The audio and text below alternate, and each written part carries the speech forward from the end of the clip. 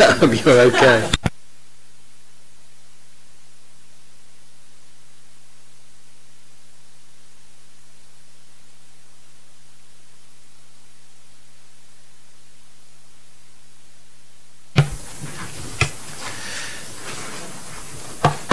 Good afternoon, ladies and gentlemen, members and officers. Welcome to the Planning Committee. In the interest of safety, if the continuous fire alarm sounds, please evacuate the room and public gallery by the stairwells. Do not attempt to use the lifts. Please assemble at Queen Victoria's statue in front of the civic offices.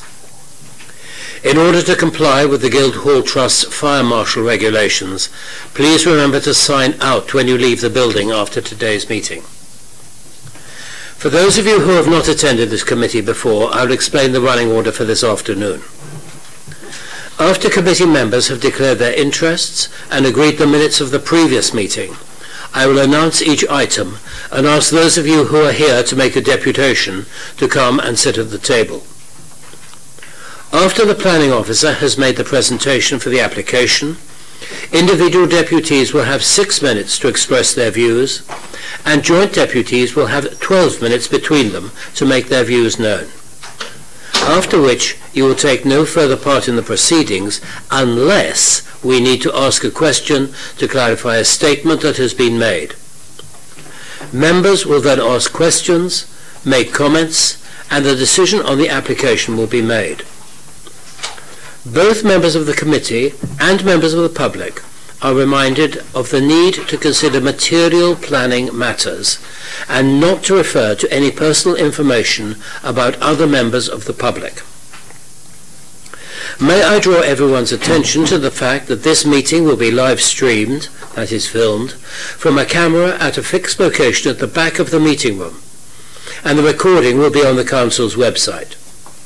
The camera will mainly capture the backs of those making deputations, but there will be some footage of those making deputations as they approach and leave the table where the microphones are located, and of people entering or leaving the room whilst the meeting is in progress. Members of the press and public are also permitted to record the meeting on the understanding that it neither disrupts the meeting nor records those stating explicitly that they do not wish to be recorded. Finally, may I ask everyone to use the microphones provided when they are speaking. This, from my point of view, is especially important this afternoon, since your chairman is suffering from an ear infection and is having great difficulty in hearing anyway. So please use the microphones. I think it would be useful for members of the public if the members and officers go around and introduce themselves so that you know whom we are. I am Hugh Mason, Councillor for St Jude Ward, and I am the chairman of the committee. I'm Kieran Laven, and I'm the planning solicitor. I'm Paul Barton. I'm Assistant Director for City Development. Joanne Miles Smith, Democratic Services. Councillor Steve Pitt, Central Southsea Ward. Lynn Stagg, Councillor for Baffins Ward. Councillor Claire Udy, Councillor for Charles Dickens. Councillor Donna Jones, Councillor for Hilsey Ward. Luke Stubbs, Councillor for Eastern Crowswater. Jane Thatcher, Planning Officer. Gary Christie, Planning Officer. Peter Hayward, Highways. Alan Banting, Team Leader, Planning. Thank you. First of all, do we have any apologies from any members? Yes, I've had apologies from Councillors Joe Hooper, Gemma New and Susie Horton. Thank you. Declarations of members' interest. Are there any members who wish to declare an interest? Councillor Donna Jones. I've got two I'm going to note, although as previously with item 3, 65 Marmion Road, it's neither personal or prejudicial, but Mr Sparks, who's making a deputation today, I know in a professional capacity through the courts in Portsmouth, and secondly, I didn't realise at the last application when this came forward, but I now know through my dealings again in a professional capacity through the council, the owner of the site, but again it's not It's just I only know them as a councillor, if that makes sense. And the second one is item 5, Cromwell Road. The application agent, Matthew Pickup, is somebody who I'm working with on a different application, you know, outside of the council. So again, I have no personal or financial beneficial interest in this item, but I do know him, so I might need a bit of advice on that as he's the agent. So it's the other scheme that you're involved with him. You're promoting another scheme, something else. Yeah, nothing to do with Cromwell Road at all. It's just more that I know him, but again, it's in a professional capacity. I don't mean to be rude, Matt. You're not my friend, are you? I mean, like, you know, as in we know each other as professional people, not as we don't go out for dinner and stuff like that. Relationships are purely professional, and that should be fine. Thank you. Councillor Udy. I just want it noted that I used to be employed by the Mr Pickwick's pub, which is being mentioned today, 142. I have no interest. It was like 11 years ago, but just to be noted that I did work there at one point. You'll therefore be pleased to know, and I may as well note it at this point, that that item has been withdrawn. Oh, nice. Why? Are you going to spend that in a minute? No.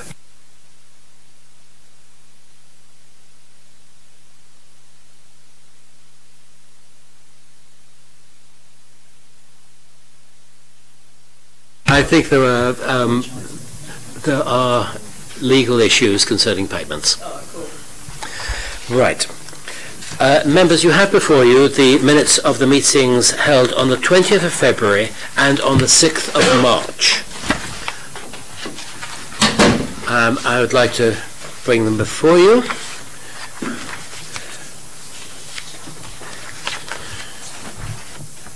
No, you don't have the 20th of February before you. On page 5.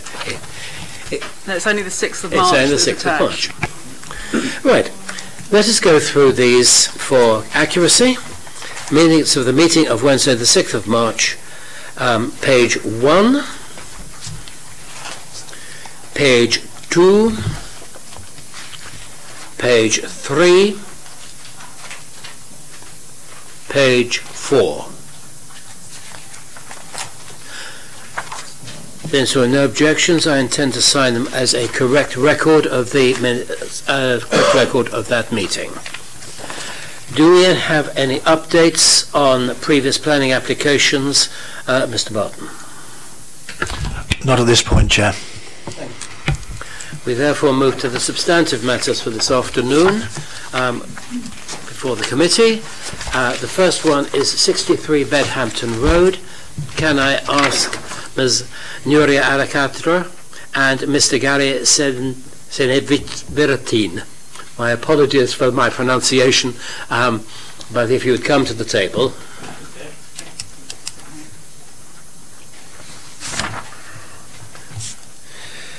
May I have the officer's report, please? Thank you, Chair, and good afternoon, members. The application seeks planning permission for a change of use from C3 dwelling house to C4 HMO or C3 dwelling house.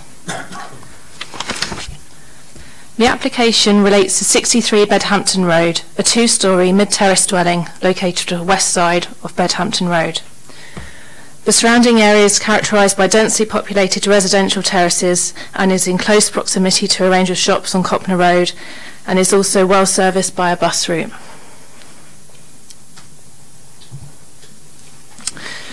The property is set back from the highway by a small front court, which is used for the storage of waste and recycling and benefits from a garden to the rear. The existing property comprises of a living room, lounge, conservatory, toilet and cupboard at ground floor, with 3 bedrooms and a bathroom at first floor.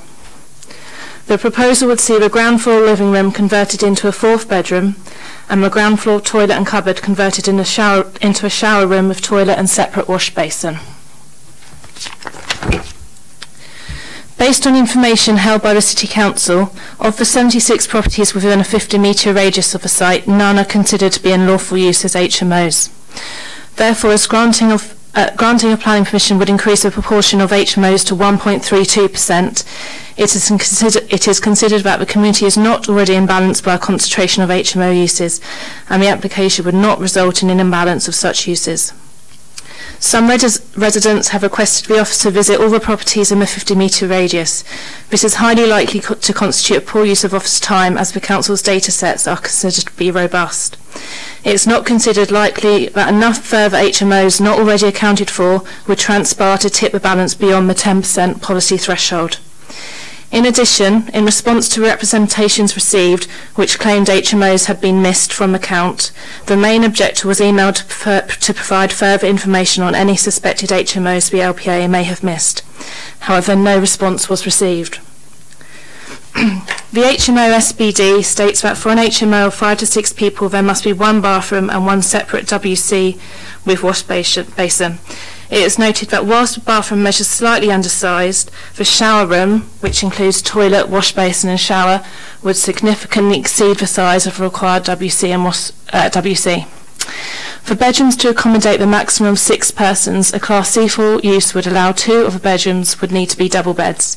Bedroom 1 and Bedroom 4 exceed the SPD minimum size standards for double rooms. The other 2 bedrooms, both single, also exceed the SPD minimum size standards for single rooms. The combined living space falls short of the standard by 0.96 metres squared. It is noted that in previous allowed appeals, the inspector was satisfied with an undersized communal living room because some bedrooms were large. The logic being that with more space in some bedrooms, there would be less demand on the living room. In this instant, Bedroom 1 exceeds the minimum size by more than 3 metres, while the shortfall of communal living space is less than 1 metre. It is not considered this should constitute a reason for refusal. This slide shows the rear elevation showing the conservatory, which is considered adequate for providing additional living space. Rear garden, which could provide secure weatherproof bicycle storage for 4 cycles. This would be imposed by way of condition. This slide shows the existing kitchen and the existing first floor bathroom. And we've got an existing bedroom and the existing ground floor lounge, which would be converted to the 4th bedroom at ground floor. Another existing first floor bedroom and the existing communal space at ground floor. All other matters relating to amenity, highways, including cycle storage and waste storage, have been outlined in the officer's report. Having regard to the material considerations, raised representations and planning policies, the officer's recommendation is for conditional permission. Right. You have 12 minutes between you to inform the committee of your views, and at the end of that you will take no further part unless we need to ask you particular questions. So please go ahead. We should do an IT test. All working? Okay. We're only going to speak for a few minutes, and it's just the reason why we're doing this, just to give some context and what's important to us. So my partner and I bought the property just from our own, the reason we did it is from our own experiences. Before our son was born 7 years ago, as young professionals, we found a distinct lack of high quality housing which is affordable. Because as professionals, what you want is somewhere quiet to come back from work, live and be homely. And we found most places actually were student-let, dirty, or necessarily not to the highest standard that a young professional who's trying to make their way in life wanted. So this is kind of what we found was required. You'll see from our advertising that we always specify things such as quiet, clean. It's in all the houses that we have. We already have a few. And the type of people we get inquiring and we accept are people like this. For example, this lady here is working for the Royal Navy. She's looking for a place. On my phone I have a plumber who's looking for a quiet place. He wants to move from his messy place, you know. And what we do is we look after the houses ourselves. We clean them every couple of weeks just to make sure the quality of the housing is maintained. It is a 4-bedroom house. We don't allow couples. So in terms of a family-led comparison, it would be pretty much the same number of residents if you had 2 children. And also we have no plans to extend it at all to like 6 or 8 bedrooms, or we'll always keep within the 4 bedrooms. And when we bought this place, we already knew the ratio between the 50-metre radius, so we were well aware that we wouldn't tip the imbalance at all. We had our own planning checked, and we were quite satisfied that the imbalance would be fine. The other things to note is in 4-bedroom houses we already have, many of the young professionals don't drive, and we will, of course, install places for keep their bicycles as well. And for us, even with family lets, we do see two cars anyway, generally. And if the child is an older child, they normally could be up to 3 cars as well. So there's not much difference when you consider a four bed HMO. So in summary, from our own experiences, we feel there's a demand for young professionals from 23 to about 35 who are looking for a home to live in of a high standard but also affordable, and that's the reason we have some of these houses for ourselves to let out. That's it.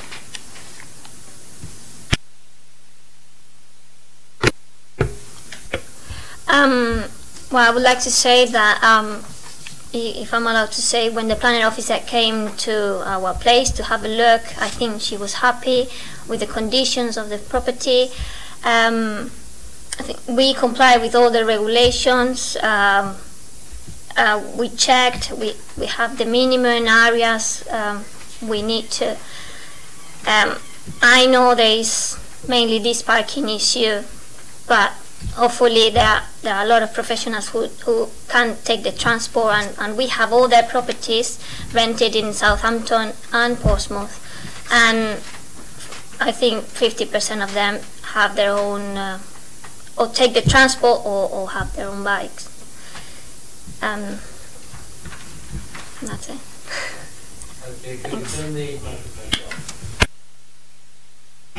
Members, have you any questions?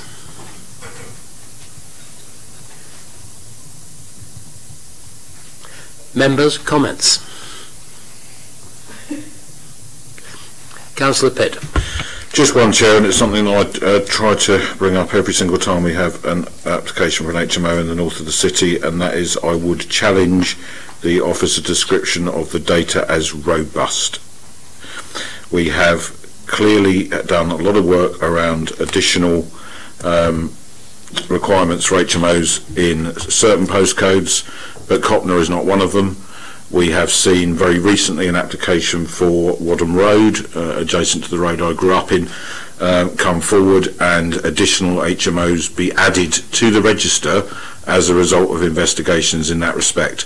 So I'm very concerned about the use of the word robust, because I do believe that there's more work that needs to be done to make sure that the data we have in the north of the city is accurate, although on the balance of probabilities, the idea that we will go from none to 10% on this particular application is somewhat far-fetched. However, I always raise this because it is an ongoing concern to me that the data in the north of the city is not accurate.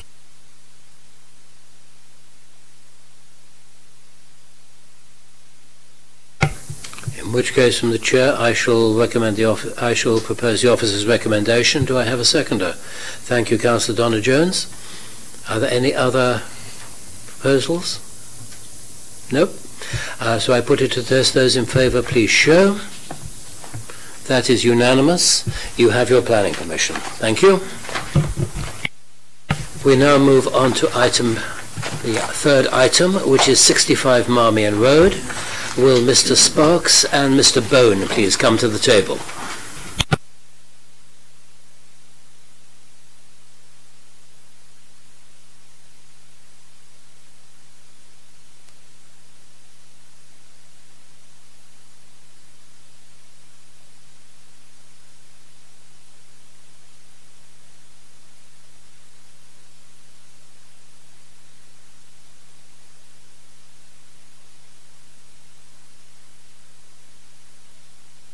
The short pause as well. Larger scale plans are distributed to members who will probably only have seen these before on screen.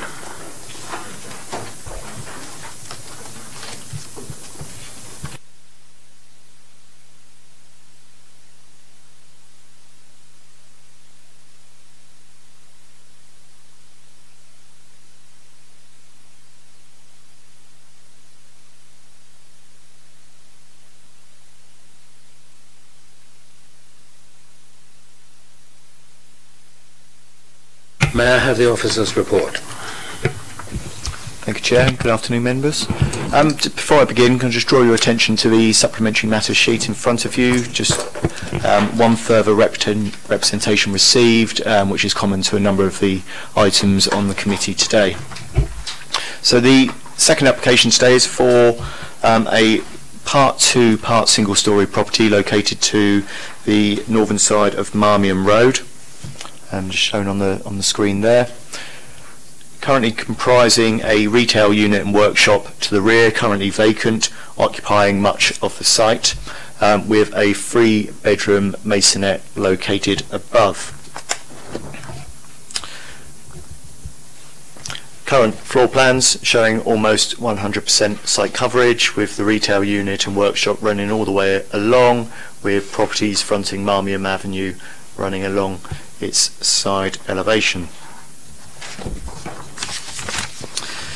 Planning permission is sought for the removal of all of the single-storey elements on the existing building, the conversion of the front part of the building to a 5-bedroom house, the reinstatement of the bay window, a parking area, an area of boundary wall and a single-storey rear extension, and then with a separate self-contained dwelling to the rear of the site. Members will recall that this item was brought in front of you in December and was deferred to allow for consideration of either removing or redesigning the dwelling to the rear, the highway safety implications in respect to the front driveway, and the policy implications given its location within the Southsea town centre. So these are the existing and proposed front elevations. You can just see the removal of this single-storey element and the reinstatement of the front bay and the parking area. Now, whilst located within the town centre area action plan, which discourages residential uses at ground floor level, having regard to the number of existing properties along this stretch of Marmion Road and the benefits of the external alterations on the character appearance of the Owen Southsea Conservation Area and the provision of a further dwelling, it's considered that the proposal is acceptable in principle.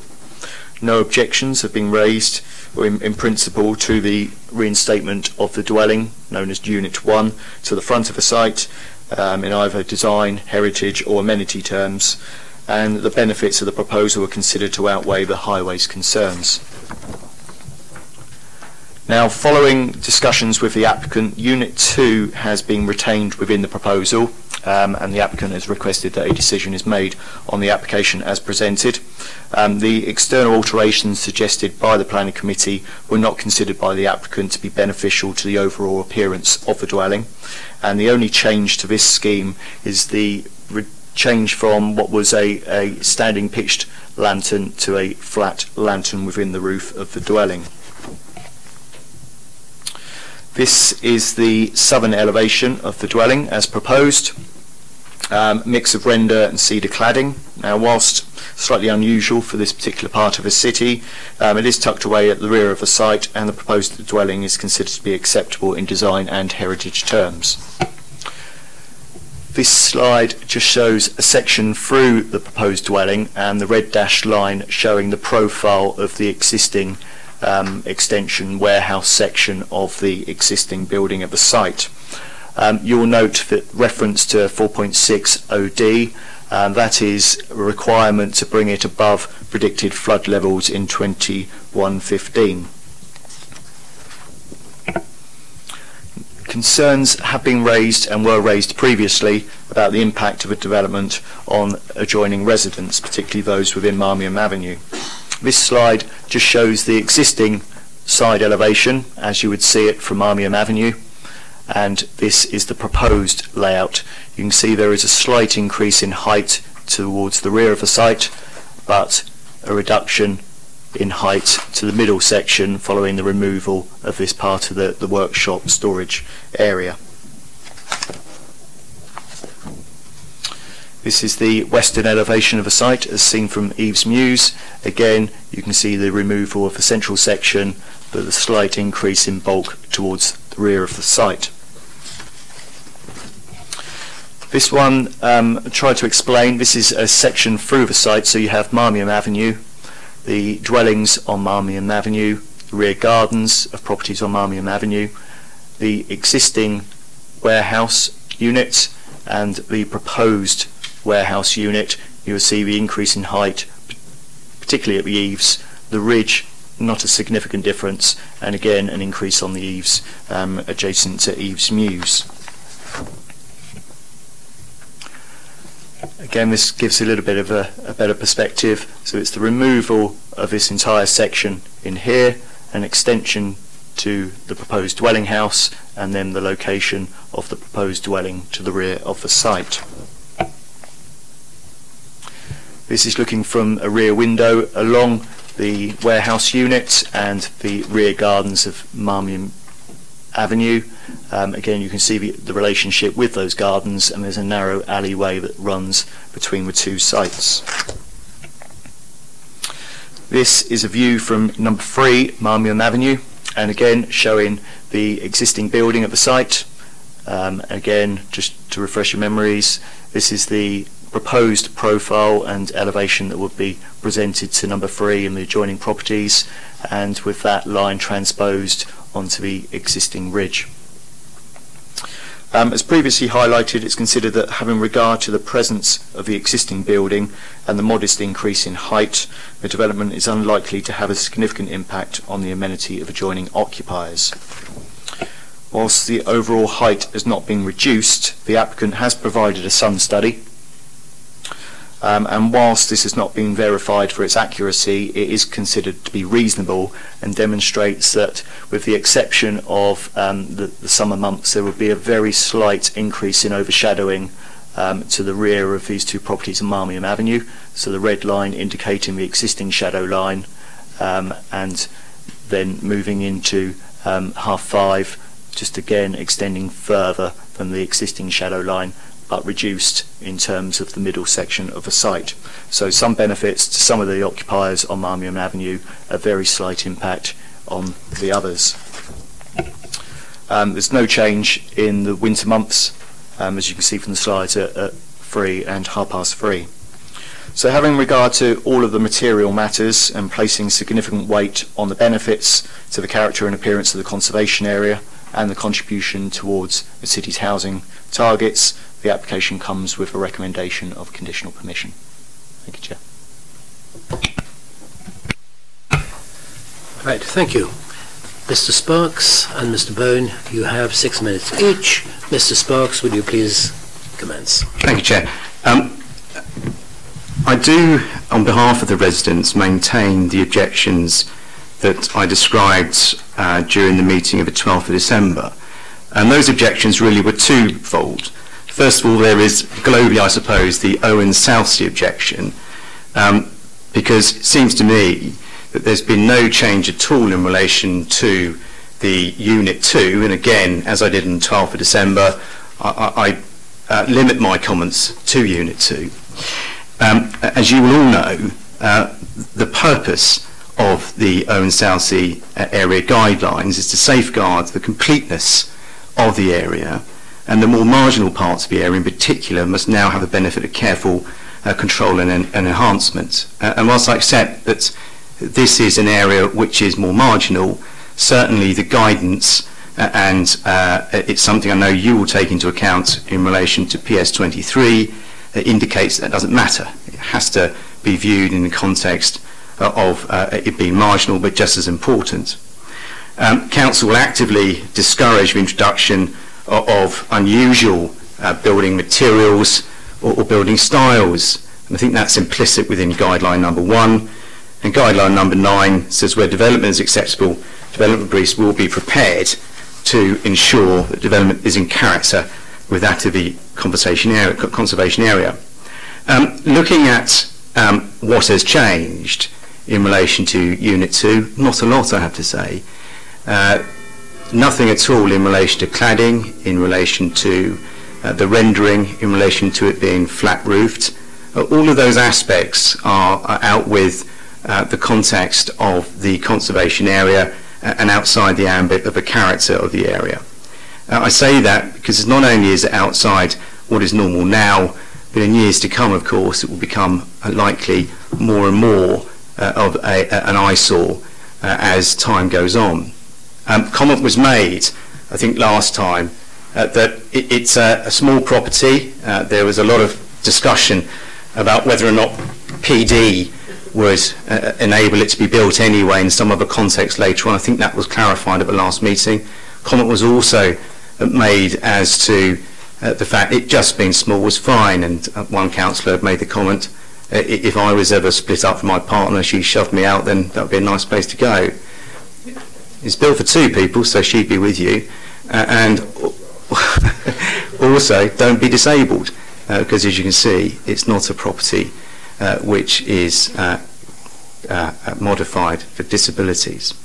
So in relation to what's changed, not a lot, and so the objections in relation to Owen Southsea and PCS 23 are maintained. In relation to the overbearing nature of the units, I suppose things have changed in 2 bases of arguments, I suppose. Firstly, that there has been an amendment to the skylights is now flat instead of upright. And secondly, in relation to the Sun study. Can I just deal with the Sun study first? I've had an opportunity on the 21st of March to see if it was accurate. 21st of March, regrettably, was cloudy, but the 23rd of March was not. And so I was able to plot it. It's an honest attempt, but it's about 40 minutes out.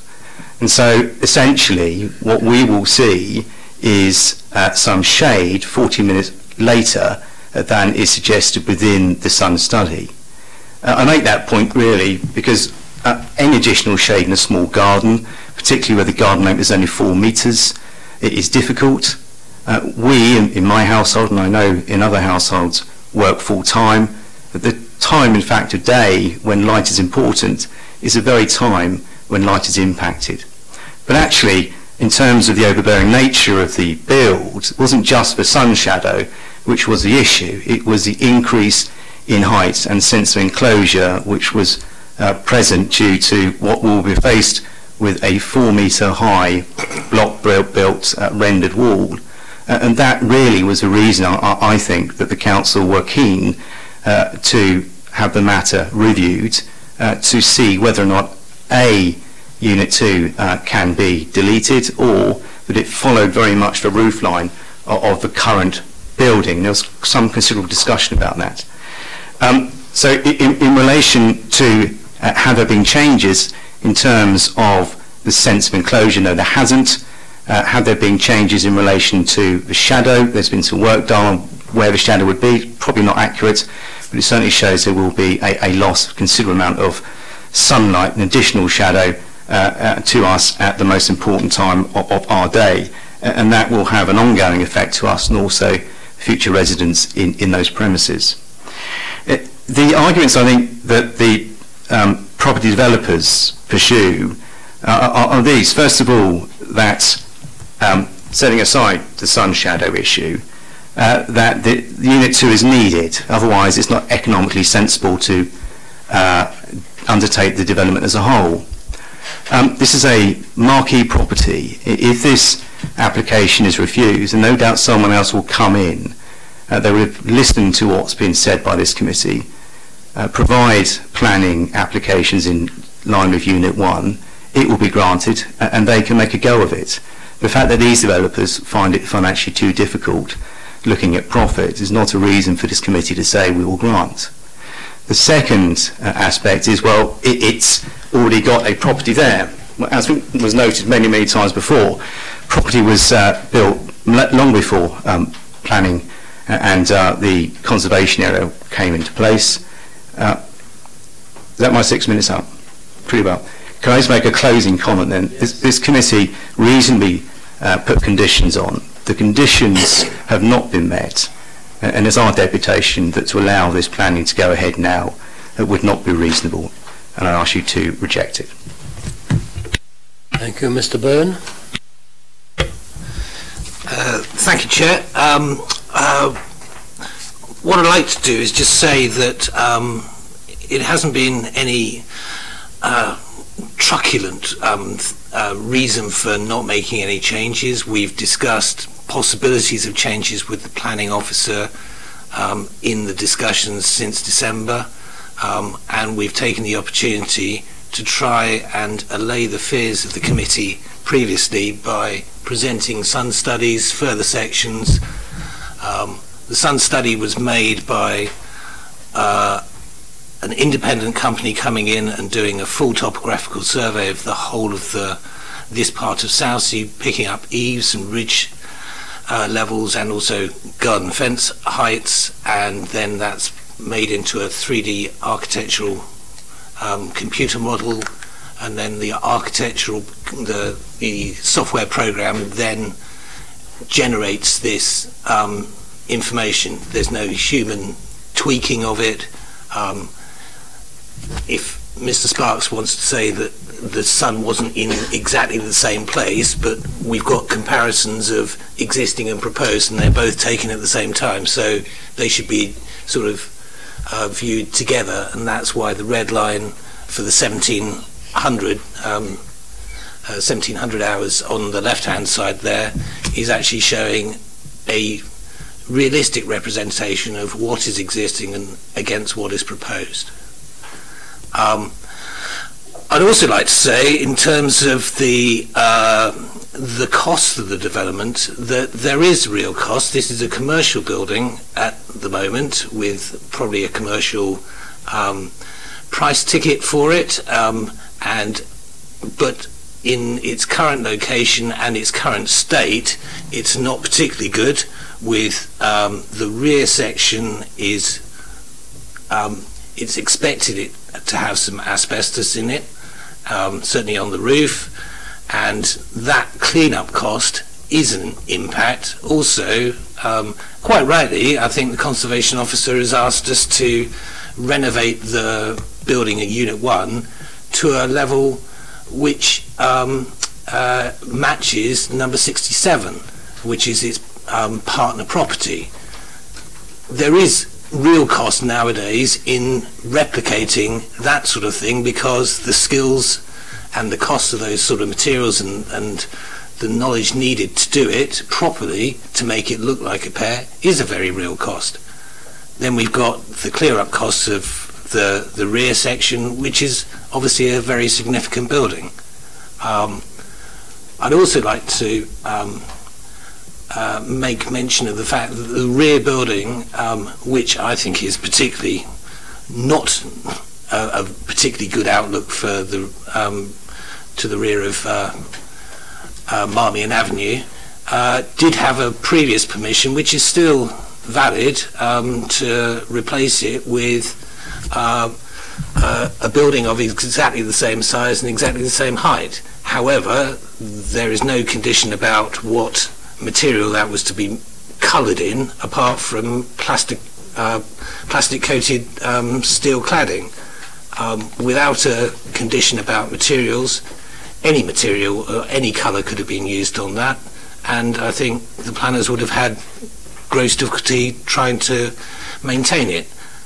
A steel cladding building is not going to be conservation area sympathetic, and in the materials that we've chosen for Unit 2, we feel that even though it might be considered slightly non-typical of the conservation area, we agree with the planning officer's view that it is appropriate. I think that's all I want to say. Thank you very much. Thank you. Members, questions? Councillor Stagg. Yes, thank you, Chair. What is the amount of the increase in height of Unit 2, the proposed Unit 2, over the existing one?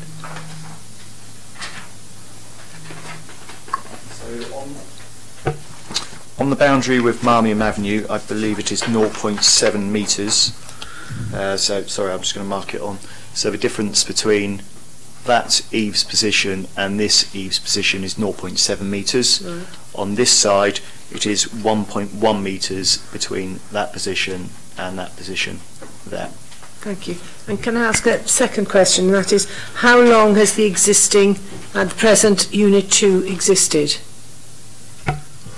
I don't know the answer to that. It's a significant period of time. It's a lawful building.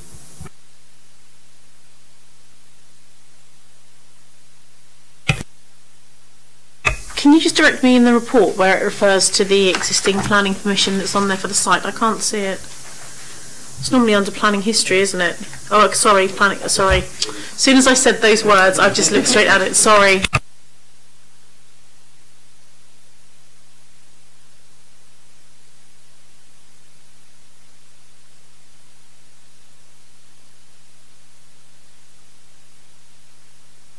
Members' comments?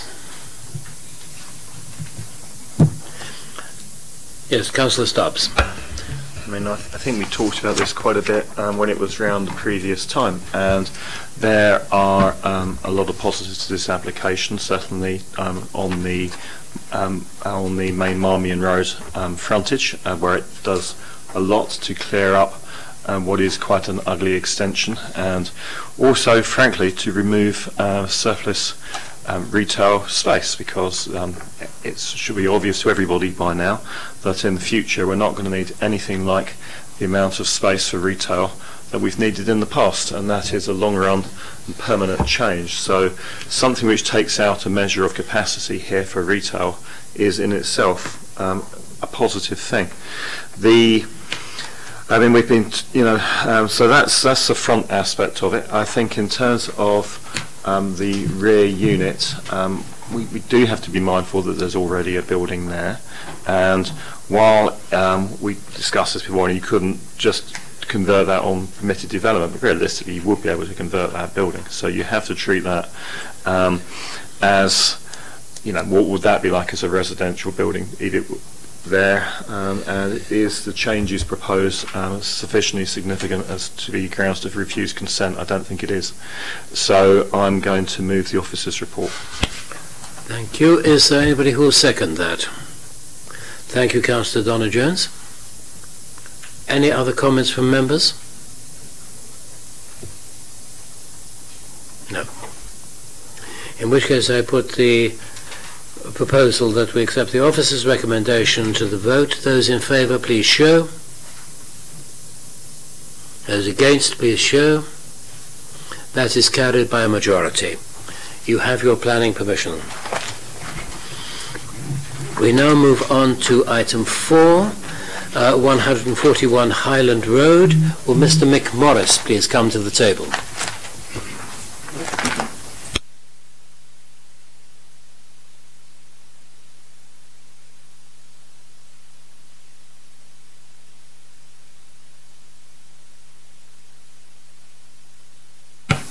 May I have the officer's report, please? Right. Okay.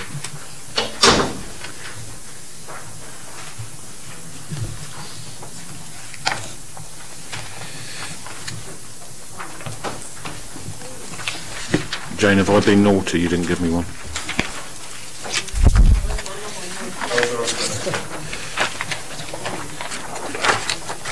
Thanks.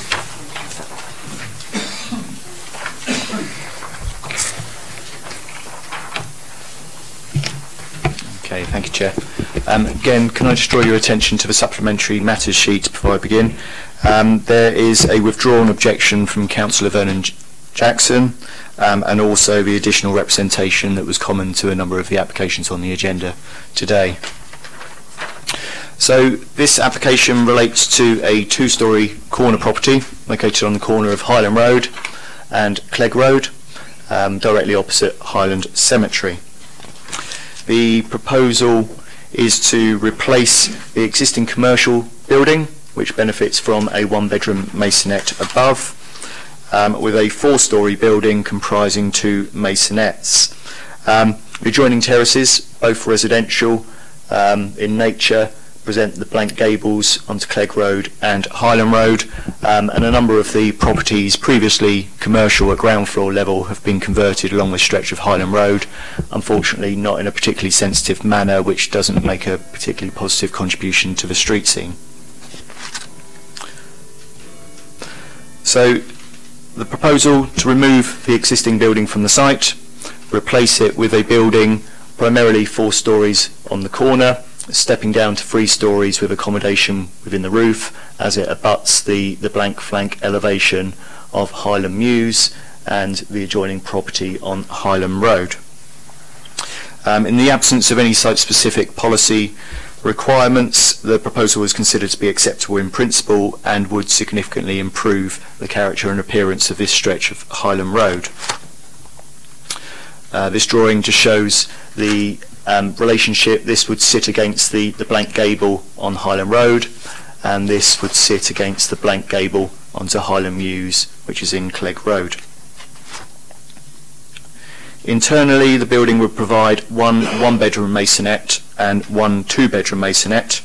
These would provide an acceptable standard of living environment for future occupiers and would not have a significant adverse impact on the amenity of adjoining occupiers. Whilst an objection has been received from the local highways authority based on the absence of parking facilities to serve the additional unit at the site, it is acknowledged that there are already commercial units and a residential unit at the site which would have its own associated parking demand. Therefore, having regard to the existing uses, the improvements to the street scene and the provision of a further dwelling at the site, it is considered that the benefits of the proposal would outweigh the highways objection.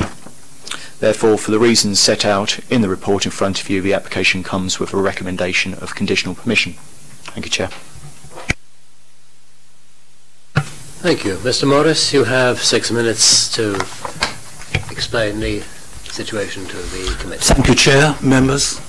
Could I just first quickly say, Chair, that my thanks to the your planning officers for waiting while I had a kryptonite hip fitted and deferred this application before it came to committee, so I do appreciate them waiting for me.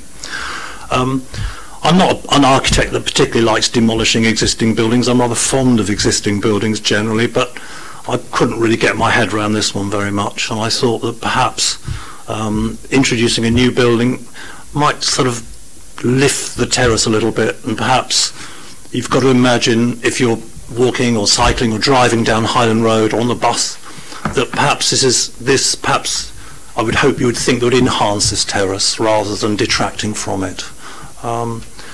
The size of the accommodation is to the national standards, and that's pretty reasonable actually. So the whole of that building has just got 3 bedrooms in it. I've inverted the ground floor one so that the lower maisonette, actually, if you're sitting in the living room, you get a little bit of a view out over the cemetery. I know it's a cemetery, but it's an open space, which for Southsea is pretty rare. The upper one, you've got in that almost faux tower kind of edge, you've got quite a nice view as well. And I suppose if I've riffed off anybody for this particular scheme, it would be Mr. Thomas Owen himself in the 19th century. I've tried to be sensible, and I've had a lot of help and suggestions from the planning officers themselves. So I would ask the committee to look favourably on this application, and if you're able to, grant me the permission. Thank you very much. Members, questions?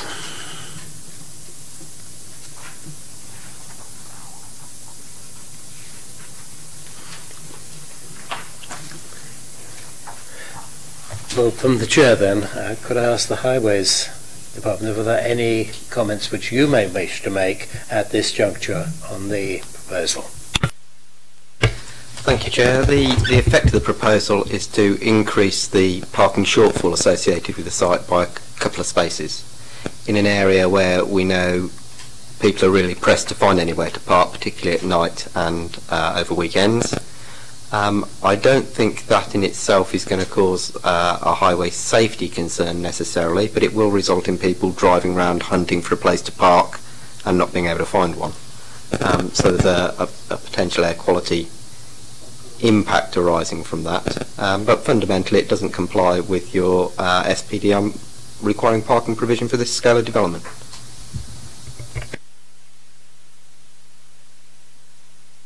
Councillor Stagg. Going to comments now.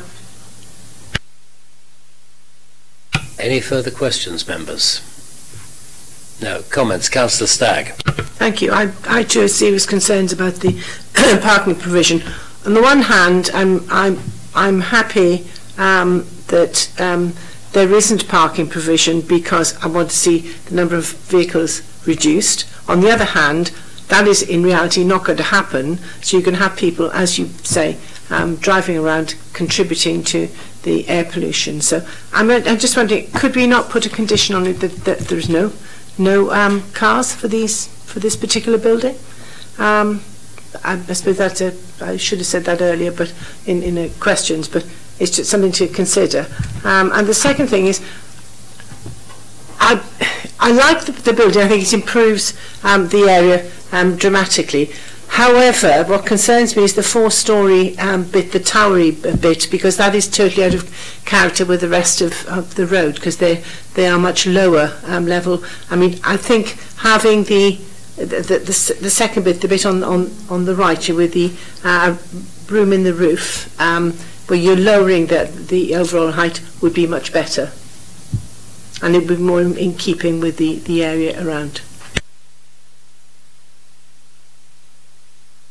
Sorry, your question to the legal team is a question concerning could we put any restrictions on car ownership on a property? Yes, I'm sorry, I should have, it only occurred to me as I was talking that I had a question, so I should have said that earlier. The answer would be that it wouldn't be reasonable to restrict the occupiers of the house from using the highway in that particular way, so the condition wouldn't be one that I would advise trying to impose on the permission. There's good bus service along there. You've got... Sorry? Essentially, Councillor, it wouldn't be enforceable. Councillor Jones, then Councillor Stubbs. Thank you very much, Chair. I'd like to propose the recommendation. I think it adds significantly to the street scene. I think the existing building that's there probably was there for a functional service type industry at some point, but isn't serving much to the street scene at all. I think this massively increases it. It also helps to address the significant housing shortfall we have in the city. I do share Councillor Stagg's concern about the parking and the point that Mr Hayward's made as well, and I would like to make a recommendation for permission or conditional permission based on delegated authority to the planning officer to see if it's reasonable to work with the applicant after today to potentially have the side wall of the forecourt off and to see if that could then create one or maybe two parking spaces, and if that's not achievable then the planning officer has the delegated authority to conclude to full permission. Thank you. Councillor Stubbs? Yes, I'm happy to second that. I think that the proposal we've got in front of us, the design is good, and having that extra bit of height and features in the corner of at the end of the line gives it a bit more definition and bookends it quite well. You've got you can just see on the corner on the average side of Clegg Road where there's been work done on the building, new appearing building there, and I think it tidies up the road. And Highland Road is one of the roads in the city. We've got quite a few of them actually, where one time it would have been full of shops and now it isn't, and you are left with some shops and you are left with some generally poor quality conversions, which have left roads looking quite, unfortunately, some of it looks quite scruffy, and this is a way of tidying that up. I'm quite happy with that. I'm not sure there's much you can do on the parking, but I do take on board what Councillor Jones says. I mean, we're conscious that it's very close to the junction, so quite what the view on that will be, but I'm certainly happy to second the proposal. Councillor Udi? Sure.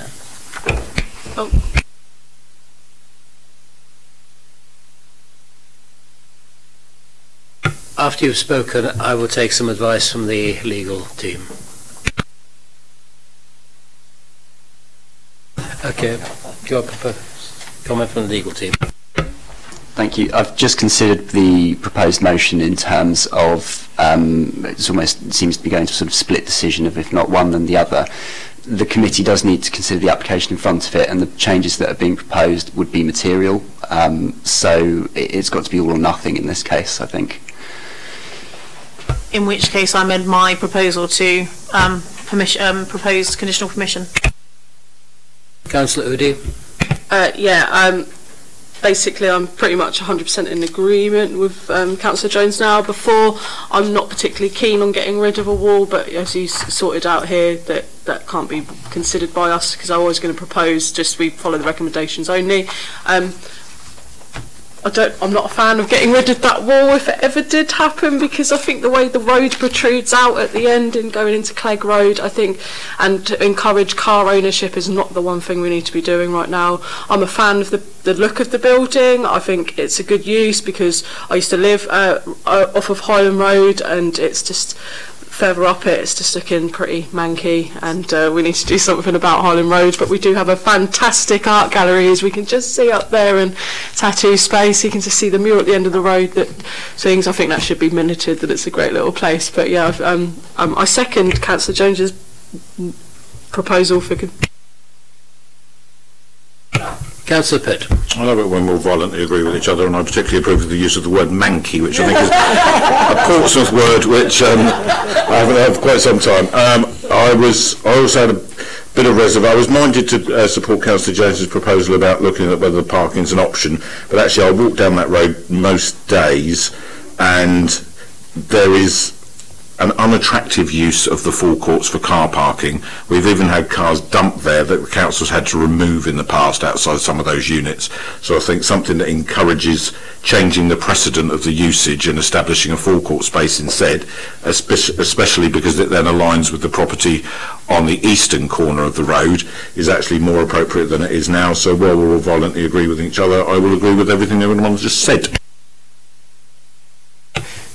Councillor Stagg, do you wish to comment? I've made my comments, thank you. Okay, right. It's unusual for the chair to comment before putting this to the vote, but there are a few things I would ask members to note. One is that there is already a residential property on that site, which presumably has a car. We're increasing it by one number of residential properties. And the second thing is that the tower has been mentioned. Those of us who know Southsea know that in a number of roads there are buildings which are significantly high, and in some cases do form a small tower. So it would not be wholly out of character with the character of Southsea to have this small tower as part of the townscape. So we have a proposal and a seconder. Can I put it to the vote? Those in favour, please show. That is unanimous. Mr. Morris, thank you for your contribution. You have the planning permission. Thank you.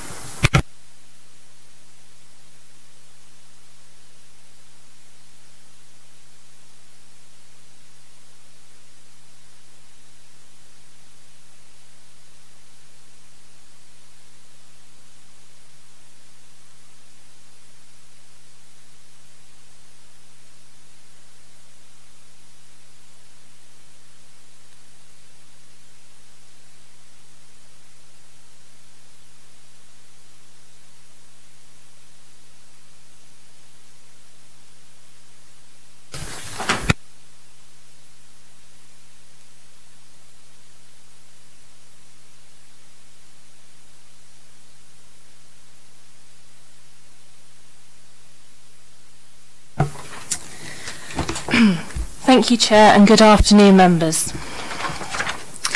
This application relates to number 58 Cromwell Road, known as the Royal Marine Artillery Tavern, which is located on a prominent corner location between Cromwell Road and Toker Street. The site is occupied by a 3-storey public house with living accommodation above and ancillary extensions and outbuildings to the rear. The proposal seeks the conversion of a building to form 4 flats, the construction of a new dwelling to the west, and associated parking, landscaping and boundary treatments. A similar scheme was considered by the Planning Committee in October 2018. It was recommended for approval by officers, but the committee decided to refuse the application due to issues around overdevelopment of the site, inconsistent fenestration and the new dwelling's relationship with 1 Toker Street. The main changes between the previously refused scheme and the current proposal are: the proposed dwelling has been moved away from number 1 and relocated to the east, and now abuts the 2-storey projection of the existing public house. The relocation of the proposed dwelling has shifted the parking area to the west of the site and the amenity space associated with the new dwelling to the east. The proposed fenestration to the north elevation of the proposed new dwelling has been altered to sliding sash, where before they were casement in the previous scheme. The internal bin and cycle store have swapped positions. The proposed cycle store would now be accessed from Toker Street, and the proposed bin store would be accessed from Cromwell Road via a pedestrian entrance. In addition, there is a further secure cycle store area for flat 2 provided to the south of the site, adjacent to the integral waste store. The above slides highlight some images of the site. The tavern straddles the corner junction and has two prominent elevations with traditional architectural detailing. To the rear of the building, numerous extensions and outbuildings have been developed over time. The previously converted Eastney Cellars pub is located directly opposite the application site, and number 1 Tolka Street adjoins the site to the west. These slides indicate the current internal conditions of the building. The building has fallen into a poor state of repair since becoming vacant and is currently unusable as a public house. The proposal is for the conversion of the existing building to form 4 flats. To the west of the site, a new 3-bedroom dwelling has been proposed. Centrally within the site, 5 parking spaces would be provided alongside access to bin, bicycle storage. The local highways authority have indicated that the provision of vehicle and cycle parking is acceptable. Landscaping and boundary treatments have also been proposed to integrate the development into its immediate surroundings.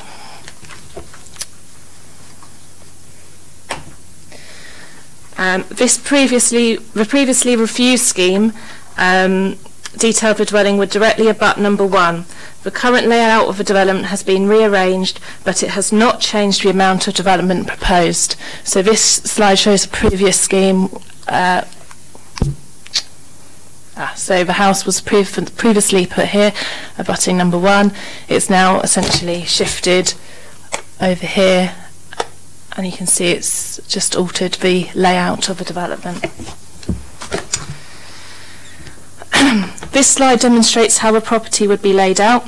At ground floor, the tavern would accommodate, the converted tavern would accommodate 2 one-bedroom flats, a cycle store and refuse store, as well as an access stairway to the upper floors.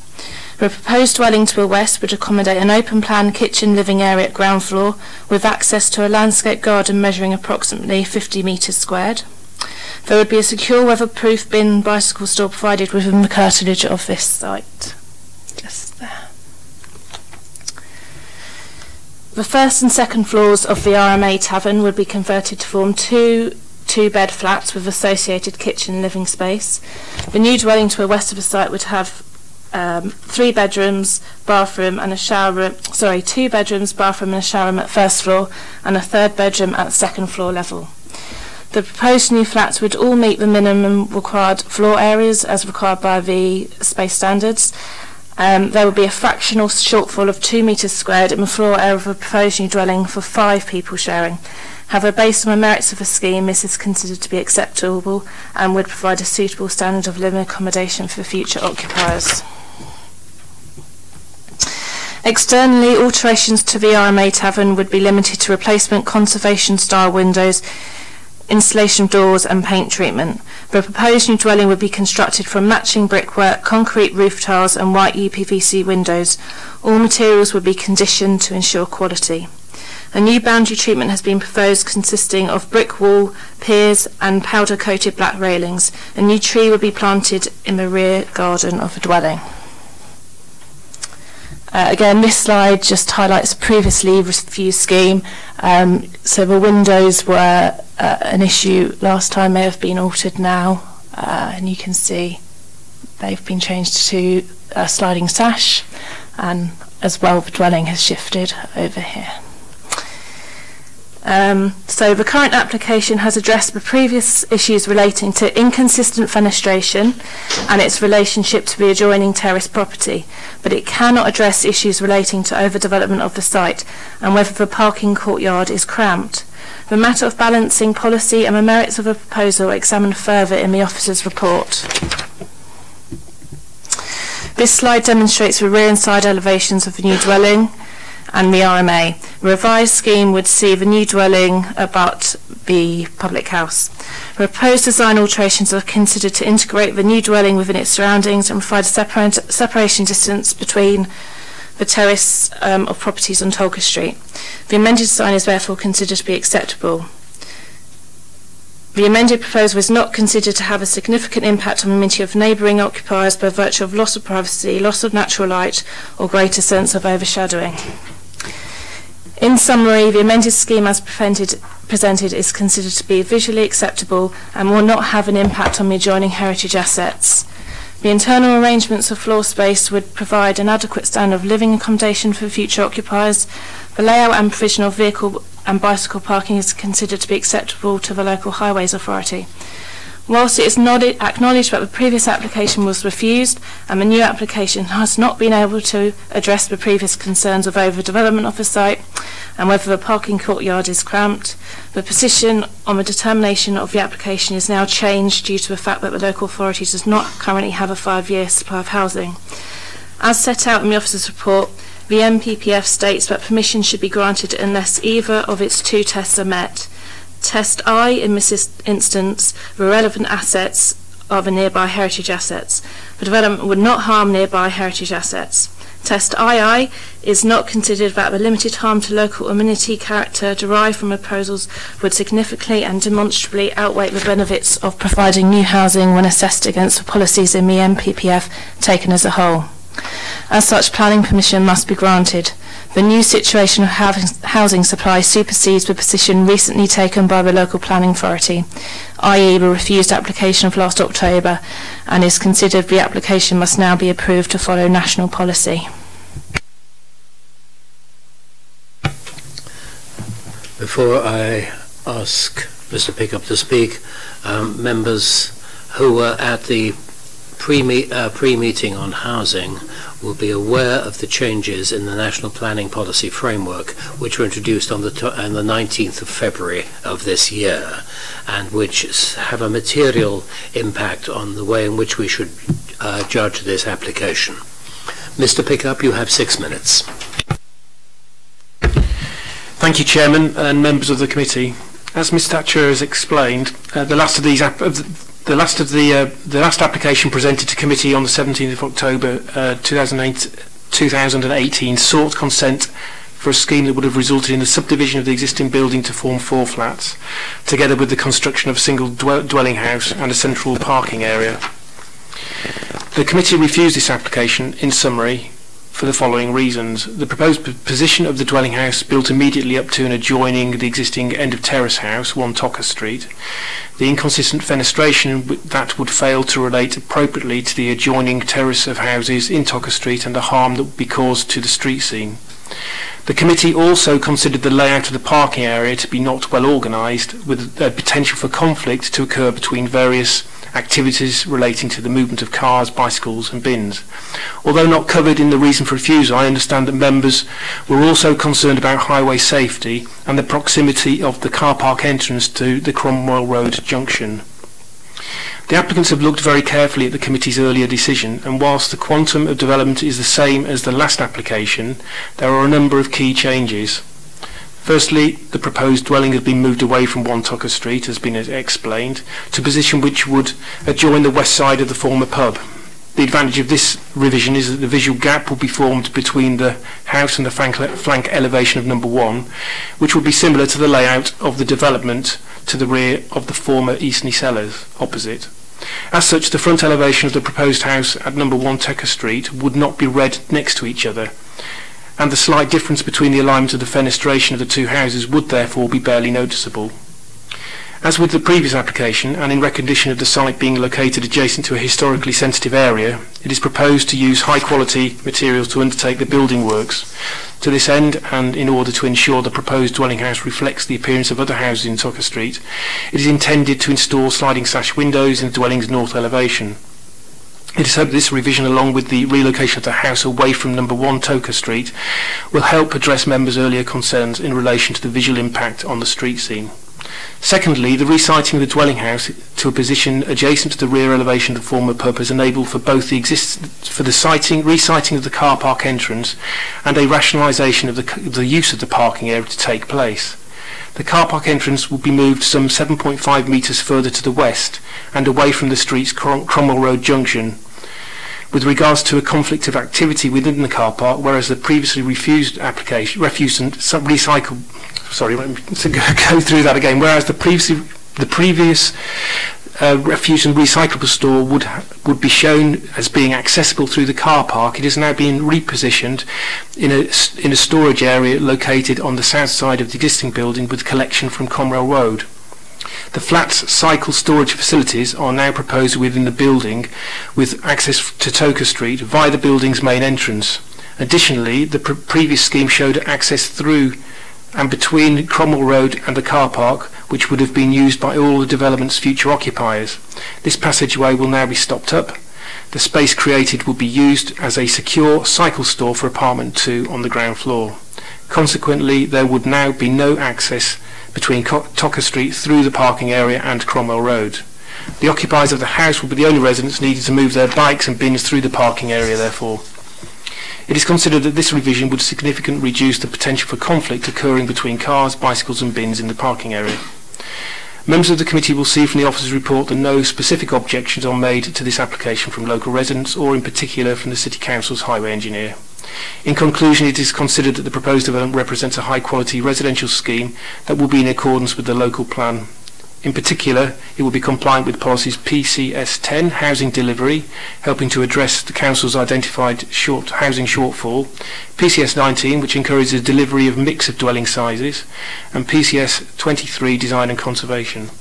It's respectfully requested that members of the committee follow your officer's recommendation and grant planning permission. Thank you, Chairman.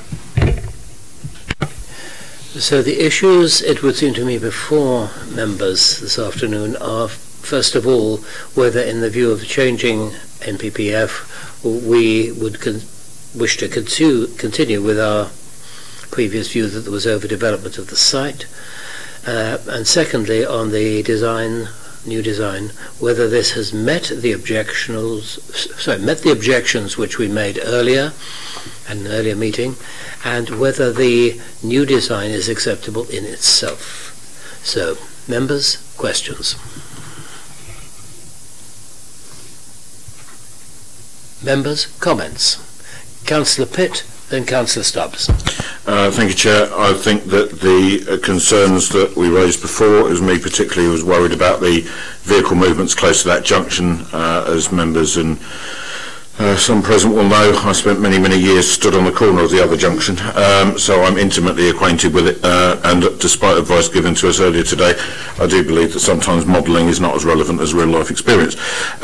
So moving that, the place where vehicles will move on and off the street further away from the junction, I believe is a significant improvement. Not having the house abutting the existing terrace in that area is also an improvement. I think we've got a much better proposal than was in front of us before. I'm very grateful that the applicant has worked so closely with the planning officers to make those changes, and I'd like to move the officers' recommendations. Councillor Stubbs. Yeah, thank you, Chairman. I mean, this is a site I know quite well. I used to know the pub when it was in operation, and as is always the case when premises are this close, I mean, there is a certain sadness to it, but that's outside of planning. It's just the same, really, as the loss of shops. It's just down to changing patterns of demand. When the previous scheme was refused, there were two primary considerations which have been discussed, one of which was the relation to number 1 Tokar Street, and this is actually a much better solution, and it reflects a bit more about what was done to the former Eastney Cellars opposite in the scheme there. I think putting the house as part of the pub is visually much better, and it takes away some of the objections. Parking, well, we're looking at 5 spaces for 5 units. That's pretty good, actually, in what is a tight site, and it is noticeable again that the Eastney Cellars opposite had no parking provided when that was went for a housing scheme. I think we need to be mindful of what our powers actually are, and our powers are not to frustrate all development on brownfield sites. We don't actually have the power to do that, never have had the power to do that. Our power, such as they are, is to shape development, and we are in effect always, whether through officers or through the committee, in a process of negotiation with applicants, and we're never going to get anywhere in the process of negotiation if we take the position that we're never going to say yes. And so we have to recognise that when an applicant has moved far enough, then we have to accept that that's we then have to pass applications. So I would certainly be happy to second the proposal before us today. I think it's a much improved scheme. Thank you. Councillor Pitt. Sorry, Chair, and a personal foible. Everyone in the room has referred to it as the Eastney Cellars. It was called the Cellars at Eastney. I ran it for 18 years, and every flipping taxi driver that insisted it was called otherwise got a thick ear from me. So it was called the Cellars at Eastney, and it's called Tokar Street. Any further comments, members? No. I put it to the vote. Those in favour, please show. That is unanimous. You have your planning permission. I would propose now to take item 7, because there are no deputations on item 6, but there are deputations on item 7. I think it's a courtesy of deputies. Would any member object? No. So we move now to item 7, the public house at 84 to 90 Palmerston Road. Mr. Cairns, Mr. Ferguson and Mr. Sellers, would you please come to the table?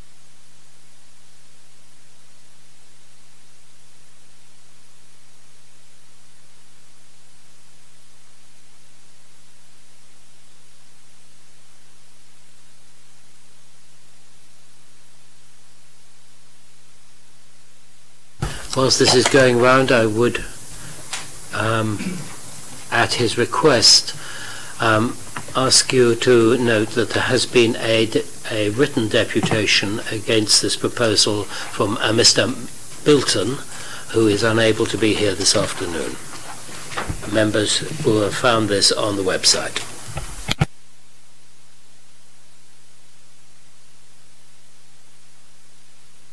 Right, can we move to the officer's report, please? Thank you, Chairman. Good afternoon, members. This application is for the Lord Palmerston, 84 to 90 Palmerston Road. So here's a location plan.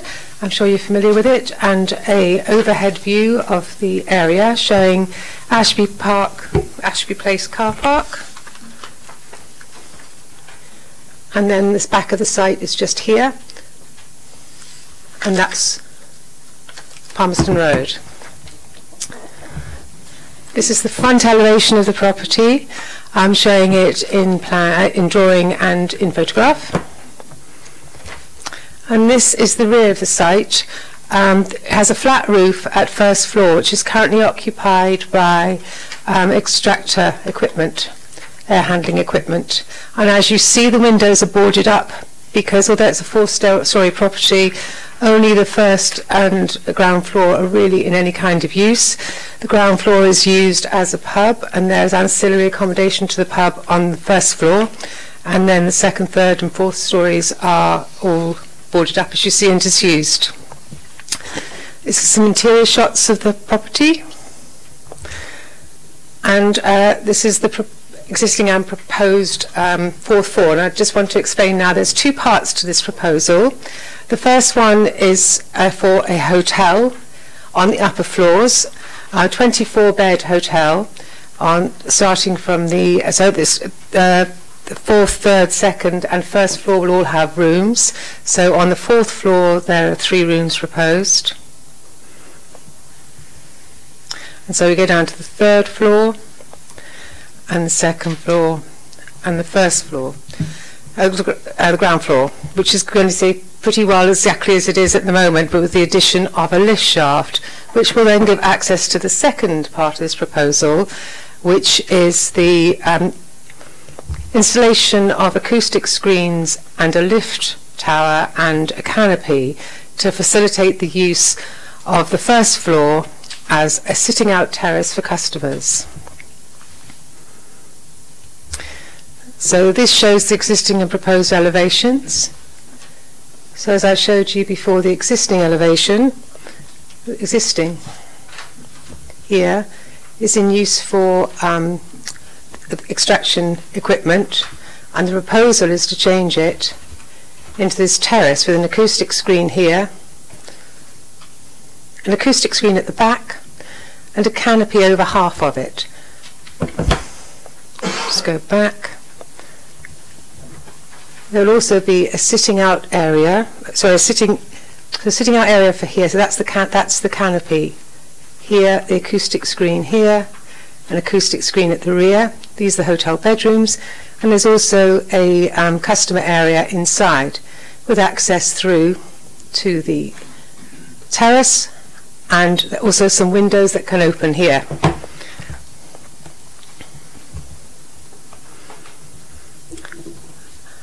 So this is an application which follows, first of all, the conversion of the existing premises from a nightclub into a cafe and to a bar in 2010.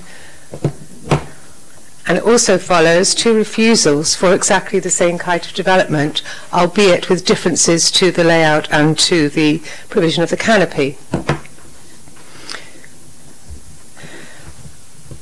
The premises have a licence for the ground floor for the sale of alcohol, and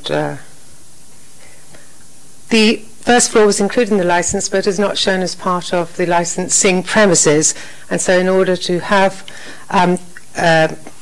sales of alcohol and customers sitting upstairs, you would need to have a variation of the licence.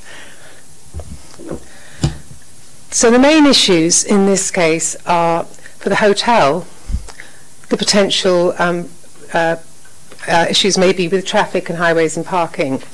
The information submitted with the application demonstrates there will not be a significant impact on the highway network, and a parking survey was undertaken which demonstrates that Ashby Place car park has sufficient car parking spaces for the hotel's needs and for the intensification of the use, if you like, on the first floor. The other issue is the potential use of the first floor flat roof as a terrace. Now, it's part of the planning unit as a pub, so it can be used without actually having planning permission. So this application is for the acoustic screens and for the canopy, which facilitate the use. In the update sheet that has been circulated, I'm proposing 4 additional conditions to try to alleviate some of the concerns that have been put forward by residents about the potential for noise. The noise impact assessment has been assessed by our own environmental health officers and found to be satisfactory. So the conditions which are proposed to contain the potential for noise are the ones that were on the original report, which are to close the premises at 9 o'clock, the terrace at 9 o'clock, and have no further use.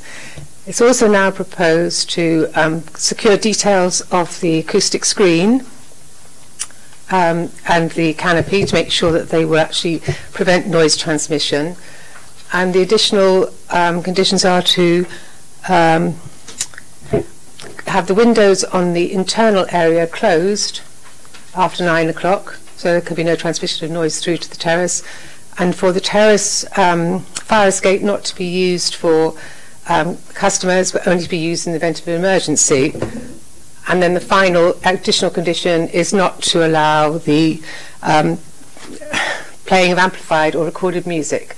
With those conditions in place, it's considered that the proposal is acceptable, both in highway terms for the hotel and in terms of the potential noise disturbance from the use of the terrace. Thank you, Chairman. The deputies, who I've got here somewhere, a massive paper. Right, got it. Mr. Cairns and Mr. Ferguson, you have 12 minutes between you to make your deputation. Thank you very much, Chair. And, press the button. I'm actually going to be reading on behalf of Michael Bilton, who I think's deputation is going to be online and available to you. But really, as a resident of Auckland Road West and someone who resides at the rear, I just also wanted to express some points as well. So thank you very much for that. Okay, so basically Michael says, please be assured the local residents are in favour of Lord Palmerston Hotel development. We think that's a great idea, and we've listened to the changes in the car parking, all of which we support. However, the claim that there have only been an insignificant impact on residential amenity from the proposed roof terrace, we believe is utterly visible. Potential for noise has long been a standing issue, and I think you've seen that twice before, in 2010 and in 2017, the City Council has recognised the danger for residential amenity at the rear of the premises. Our deeply held concerns are about the noise and the disturbance of the roof terrace. And while you might approve the application for the hotel, we believe you should accept the residents' objections, and we believe they're both proportionate and reasonable, and so make it a condition that the flat roof is not to be used as a roof terrace in order to ensure that residential amenity is protected. The roof terrace plan has been altered since the last application that was refused in 2017. The claimed results of tests for noise pollution, we believe, are based on nothing more than pure speculation. Moreover, the idea that the nearest residential property is 35 metres away, as stated in the report, and is across 2 roads and a public car park, is nonsense. Again, I'm reading from Michael, who resides at 1 Auckland Road West, and he says in terms of the report, both a large block of flats stands in very close proximity to the flat roof on the same side of the road, and there are more homes around the car park itself. We urge you to go and look for yourselves. The further claim that there be no loss of privacy, noise or disturbance for local people, again I'm quoting from Michael, borders on contempt for the residents that are living nearby. Noise and disturbance does cause a major impact on residential amenity. We local residents well know the nuisance caused by people that drink alcohol.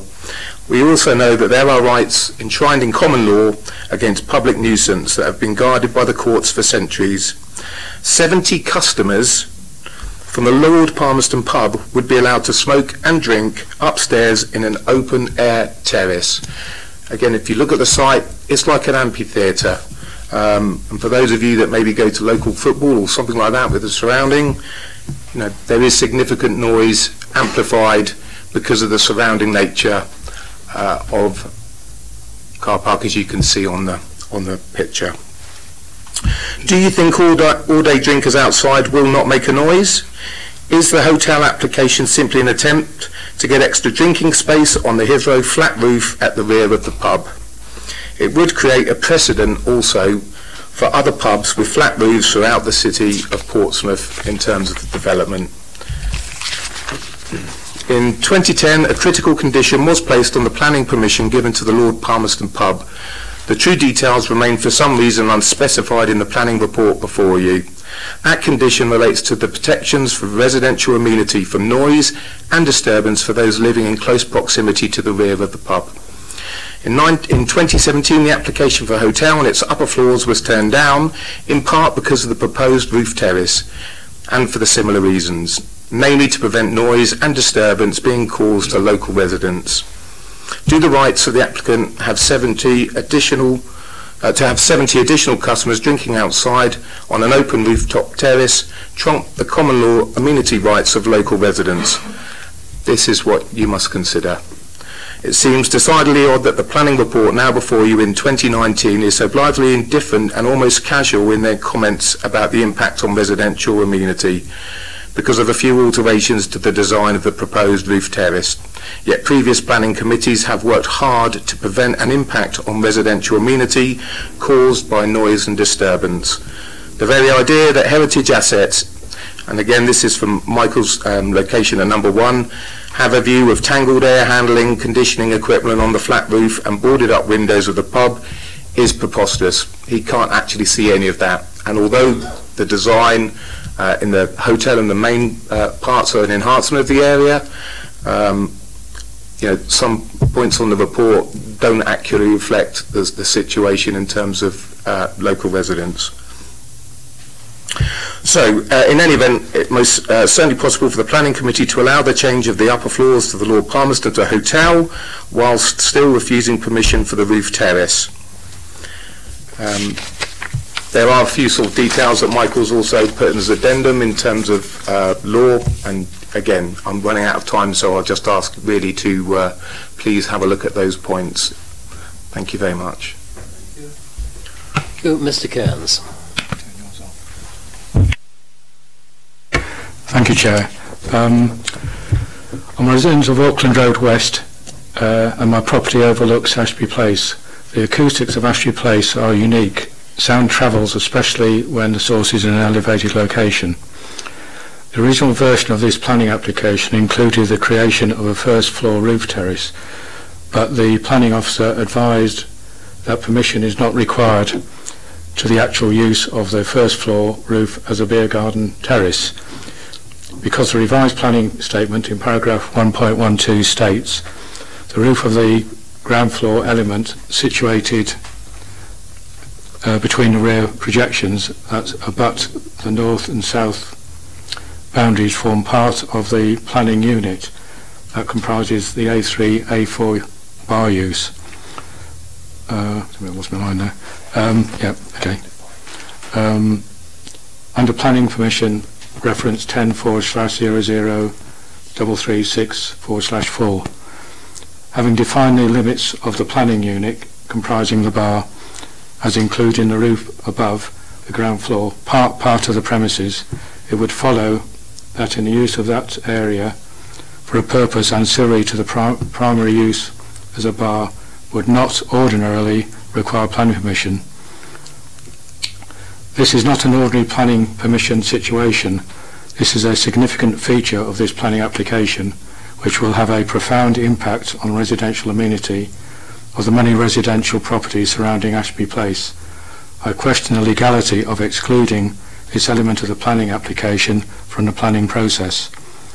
Planning permission 10/00-336/4 planning report states the existing use of the premises dates from around 1996 when the planning permission was granted under reference E13218/AB for the use of the ground floor as a diner bar, page 2, Class A3, including music and dancing, Class D2, with ancillary WC staff facilities on part of the first floor mezzanine level.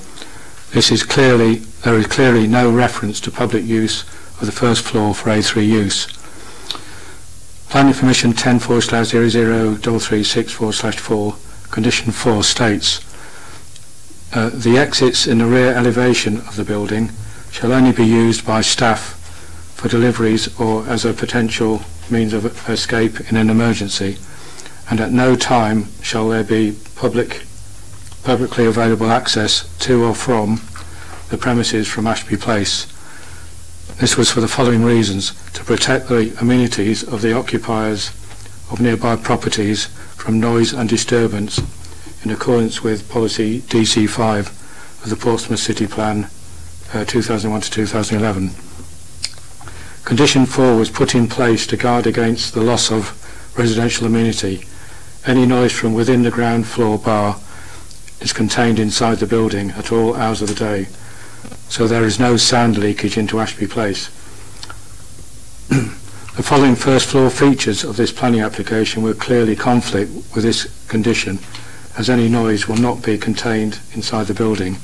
That's the roof terrace beer garden, the doors from the ground floor bar, stairs and lift, and the doors from the adjoining indoor customer area.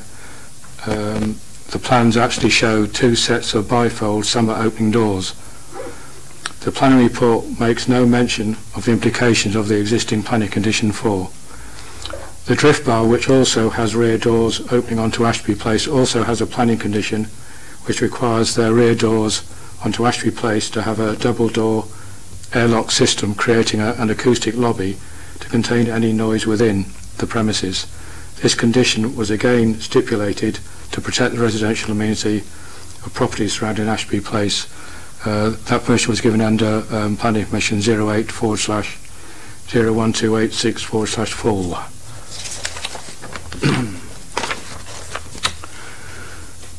The supporting acoustic report theoretical results are justified against those of the Pilgrim's Progress in Bedford as an example of noise levels from an existing beer garden. I do not believe this is a valid comparison of the potential noise levels, as the beer garden was at ground level and only 20 to 40 people were in the beer garden during the survey. Lord Palmerston proposes 73 covers in the outside area. I believe, Mr. Cairns, that you and Mr. Ferguson have used up your 12 minutes and a little more. So could you please bring this to a conclusion? Right. Yeah. I better go to my summary. I did actually request if I could have extra time because I'm registered blind, but I said it wasn't normally given. I'll accede to that request on the grounds that you are a registered blind person. So please continue. Shall I carry on from where I finished, or stopped rather? I've lost where I am. Planning Permission 10//003364 has been used to exclude the roof terrace beer garden from the planning application. Condition 4 of the permission and PCS 23, formerly DC 5, are there to protect the residential amenity of the residents surrounding Ashby Place by restricting the use of the rear access to staff only. Wetherspoons have said they will close the roof terrace daily at 2100. Residential properties surrounding Ashby Place have a right to the quiet and peaceful enjoyment of their property at all hours of the day and night, not just after 9 o'clock at night.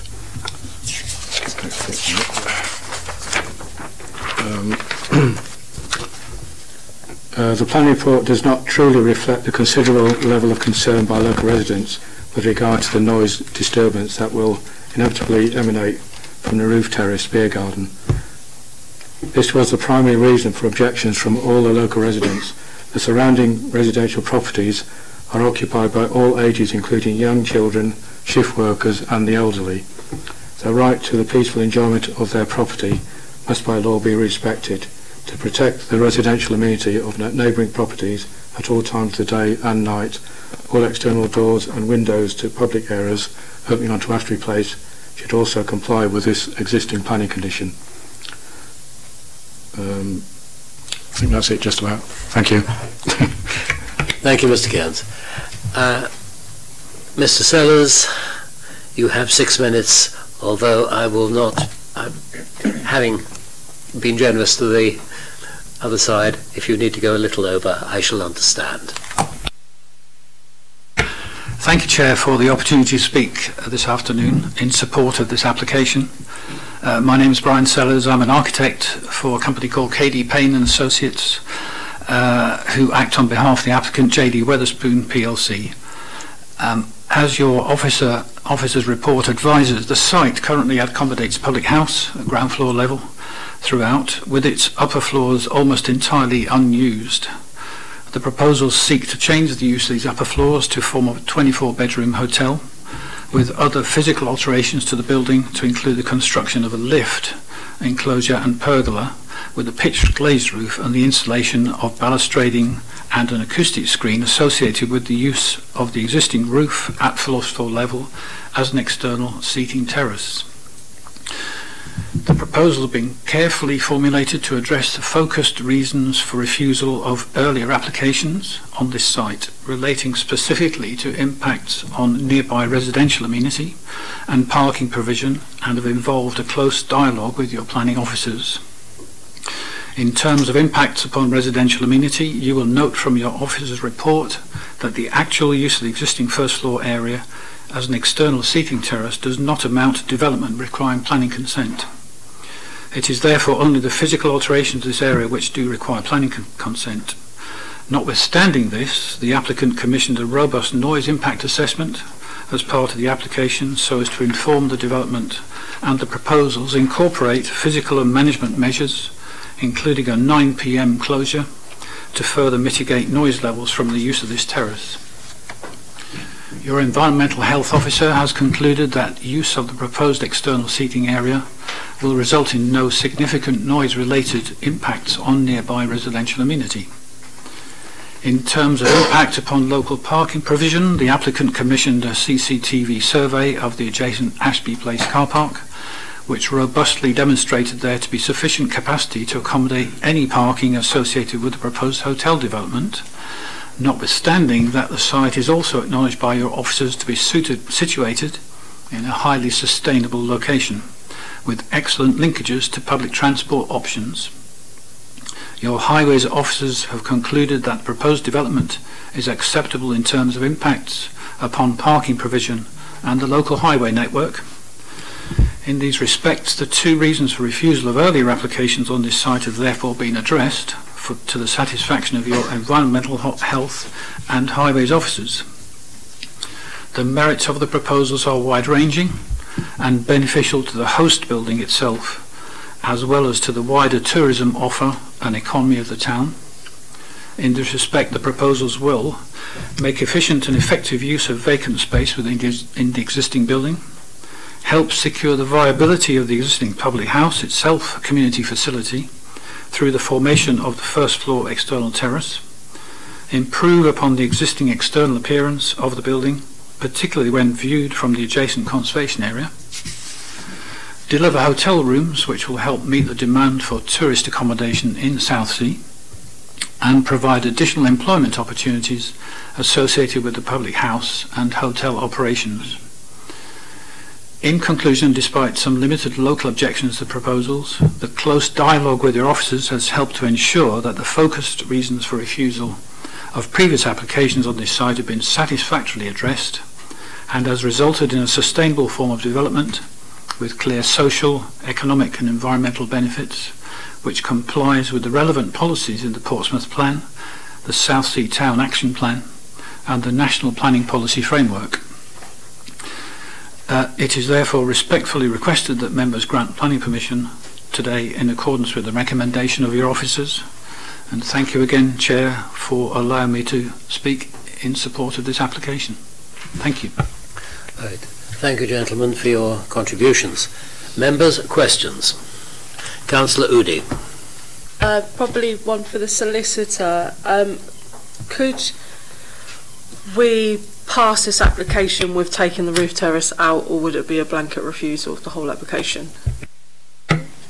As with the previous application, that would be a material change, so you're looking at the whole development as it is, subject to conditions that you might come up with, or nothing at all. Yeah. Councillor Stubbs, then Councillor Pitt.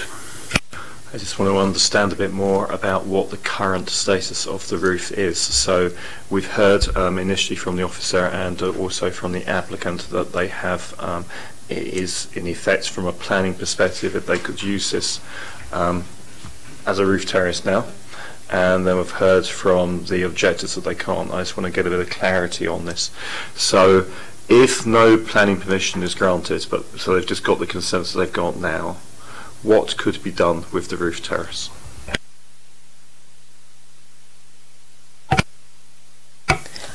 You can use the roof terrace as a sitting out area for drinking or standing as part of the pub use, because it's part of the planning unit, which is the pub. There is a balustrade on the edge of the roof which makes it safe. You'd have to take out the extractor equipment, but that wouldn't require consent in my view, but I wouldn't. Is that right? So in my view you could use the terrace now as a sitting out or standing out area for drinking in association with the pub use. Okay, and that's for any hours of the day, presumably, without any, because there's no planning restriction on it as it stands. There would have to be a variation of the premises licence to use it as well. That's right, but from a planning legislation there is no restrictions on the hours of use that will be available to it. I think they would be governed by the same hours of use as the pub itself, as it's part of the same planning unit. Yes, that's correct. It's not distinguished in any special way from the rest of the pub. That's the issue. Mr. Cairns in his representations brought up some of the previous consents, and implied from that, took from that a different interpretation, that the roof terrace cannot be used for that. Can I ask our head of planning whether he thinks there's any ambiguity in the situation or whether it's clear cut?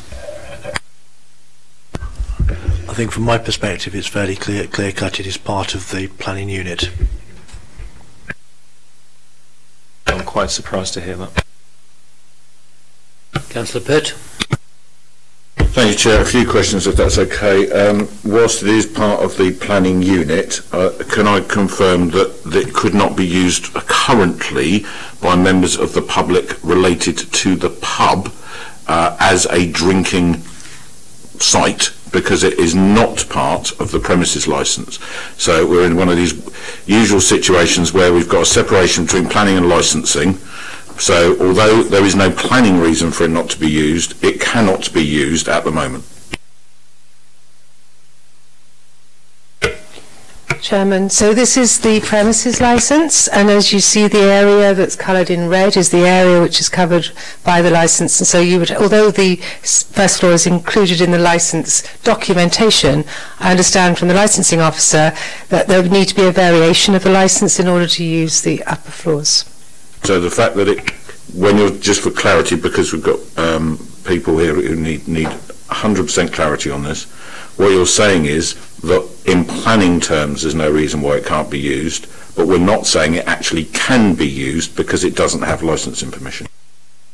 That's correct. Okay, that's good. Thank you. The next thing I wanted to move on to, Chair, with your permission, can I ask the applicant's representative a question? Certainly, Mr. Councillor Pitt. Thank you. It's not clear from the plan where the service area, i.e. the bar, is that services this roof terrace and the inside drinking area. Can you help? Certainly, be happy to.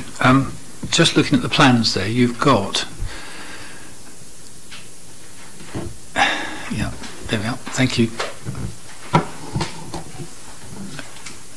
The customer access from the pub on the ground floor would be via the lift or stairs. You've got the new stairs surrounding the passenger lift. The passenger lift is there primarily for disabled to get access to the terrace. But you've also got an internal staircase which also connects with the pub on the bottom line of the plan. They're just above the P you have proposed. There is no separate drinks hoist, there is no separate bar, there will be no bar built on the flat roof at all on this scheme. Customers would buy their drinks from the main bar on the ground floor and bring them upstairs. Okay, that's helpful. In the briefing session yesterday I had concerns that this outside area might be linked to an inside area and become a function/party space, but if there's no bar actually servicing it, I have less concern around that. The additional conditions that have been put on also address a number of the concerns I had yesterday. I think that's it on the question front. Apart from on the looking through previous applications for outside drinking spaces in this area, one that comes up is the Outback Bar, which is being variously called Ashby's and various other things over the years. There was a reason given for refusing permission for an outside drinking area there, and that reason is noted as having regard to the close proximity of nearby dwellings. The proposed beer garden and resultant customer access onto Auckland Road West would introduce an undesirable and unacceptable localised concentration of activity detrimental to the enjoyment of their dwellings by adjoining residential occupiers, adding cumulatively to the noise and general disturbance into evening hours onto a residential side street, and detract from the character of this part of conservation area number 2. The bit I'm particularly interested in there is conservation area number 2. Is Ashby Place itself and the areas surrounding it internally, not externally, part of the conservation area? And if yes, is there anything within that particular part of our planning rules that is pertinent to this that wouldn't be if it wasn't in conservation area number 2? I'm not very familiar with the site you're talking about, but this is outside of the conservation area. although it does affect the setting of the conservation area in the officer's views. So I believe that correct me if I'm wrong, but I believe it goes round the outside of Ashby Place like that. So this actual premises is not within the conservation area, but it can be seen from the conservation area. Yeah, that's exactly how it is. It's not within the conservation area. Further questions? Councillor Stubbs. Yeah, it is another question. I'm not sure anyone's going to be able to answer it because I'm conscious that this is, we're here in the planning committee and not on the licensing committee. But I will ask it even if no one's in the position to answer, which is when Councillor Pitts refers to the licensing preventing the use of that area, it's often the case that licensing is about where alcohol is sold, not where it is consumed. So I would have thought on the face of it that you would be able to use up there. I don't know if anyone can give an opinion on that. I'll quite understand if no one can. I did check with the licensing officer and they confirmed that they would need a variation of the licence to use the upper floors. Councillor Udi? Probably another licensing question. What time is Wetherspoon that Wetherspoon's particularly allowed to serve alcohol from? Does anyone know? I think Councillor Pitt can probably help you there. He's got the licence. Right. I think you have it there. Councillor Pitt, you had a further question. It's 9 AM. If anyone wanted to know. So. Okay. Yes, it was to partly help Councillor Stubbs actually, but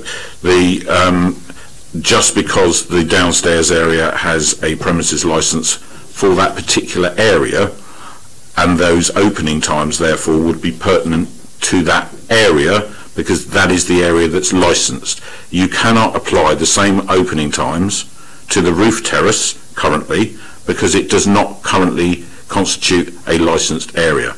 So whilst it is technically able to be used by members of the public, they could not stand there with a drink and in any way, shape or form. They cannot consume alcohol in that area. In fact, they can't consume soft drinks in that area either. So this is a separation between what is and is not allowed by planning and what is and is not allowed by licensing. So whatever we decide today, and I welcome anyone correcting this as a point of view, will need to be separately decided as to whether this roof terrace can actually be used for the purpose that the applicant intends by the licensing subcommittee and the licensing officers, not by us. That is correct, is it not? I'm not an expert on licensing matters, but that is my understanding, yes. Councillor Udi, do you have a supplementary question? No. No? Councillor Stagg. I know nothing about licensing at all, but is it possible for us to make a recommendation of the time in order to inform licensing? Because the two tend to be separate, don't they? It's 9 o'clock. There is a suggested condition that restricts the use of the roof terrace between the hours of effectively closing at 9 in the evening. That might be something that the licensing committee might want to be made aware of. Yes, I mean, to me, if you've got young children, for example, I mean, I've got a football pitch behind me, and 100 metres away there is a social club. And in the summertime, when the windows and the doors are open, nobody can sleep. From whatever time it starts, or about 7 o'clock onwards. So if you've got small children, I'm just wondering if we can make the time limit lower. I mean, I have no objection to people being outside, but the noise level can be really bad, because sound carries a heck of a long distance, particularly sort of early evenings and later evenings when it's quite still.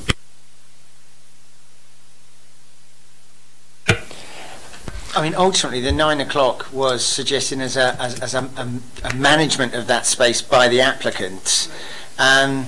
I mean, part of the difficulty is if they choose not to put in the acoustic screen and canopy, it isn't going to change the fact that potentially it could be used when the pub is open, subject to obviously getting the approval of the licensing authorities. I think 9 o'clock is a reasonable balance. Councillor Pitt. As a council, we often get accused of working in silos and not doing joined-up thinking. Could I ask, please, if whether we approve this today, the nature of the decision that we've been made will be referred to the licensing authority and any potential future decision by a licensing subcommittee to make sure that if they grant the licence, they do it with the knowledge that we approve the planning permission on the understanding that the acoustic screens and other mitigation in these planning conditions were part of that decision. Because we had one recently on licensing subcommittee where it was an absolute basket case and none of us knew what the hell was going on. We had a part of a building that was licensed and part of it which wasn't, which I've never seen in 30 years. So will it be the case that a clear communication from this committee's decision will go to the licensing committee? A copy of any decision made by the committee will be passed to the licensing team. And one final question, Chair, if that's all right. The deputies made a point about whether this is a backhanded way of getting a roof terrace in place for a pub and not developing a hotel. Is it possible to condition the discharge of the roof terrace on subject to the hotel development taking place?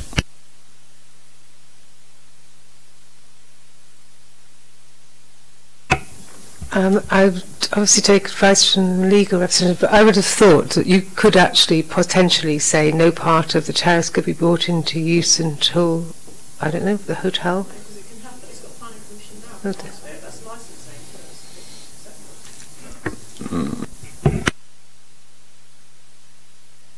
Chair, for clarification on the reason for my question, whilst people can go and stand on what's currently an incredibly unattractive roof terrace that might be physically safe, if all the works are carried out, that would have a definite influence on the decision that the licensing committee would take. So the fact that people can currently technically use it, I would be flabbergasted if the licensing committee agreed to license that area as it currently stands. Once we grant planning permission for it to become an attractive space, it makes it, in my view, far more likely that it would receive a licence, and therefore conditioning the use of the roof terrace on the discharge of the hotel means that the residents have some surety that there will be people in adjacent bedrooms to that roof terrace who will be the nearest neighbours to it, and that would significantly allay my concerns. Can I have a legal view on this?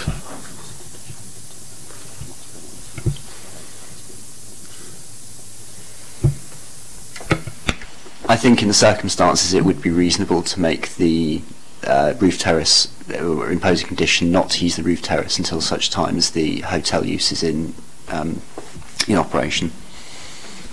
Excellent. Councillor Jones. I think we're going to be subject to appeal on that condition, because you've already told us today, recorded in this meeting, that they can use that roof terrace without any need for planning permission right now. So how can you possibly then condition it about something which is effectively a licence towards the hotel? They can use that roof terrace right now. Whether or not it's got alcohol being consumed on it is a completely separate issue, and that's not for this committee, and it's not a material planning consideration. But you're saying the roof terrace would only be given planning permission if it was conditional to the hotel, but you've already told us they can use the roof terrace without the hotel anyway. You can't do that. You've just given us bad advice. I think... Can you answer that now?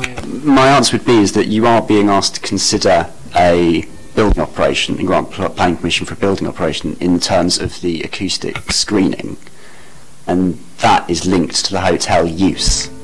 Now that's a whole separate thing, the acoustic stuff. Well, that's what the building. But it's all part of this, yeah. Yeah, I know that's what this application is. What Councillor Pitt specifically requested was the roof terrace itself, so the principle of using the roof terrace. But they can use the roof terrace right now anyway. Forgive me then, a better articulated condition would be not to bring the hotel into use until such time as the acoustic screening is in place. Okay. Yeah.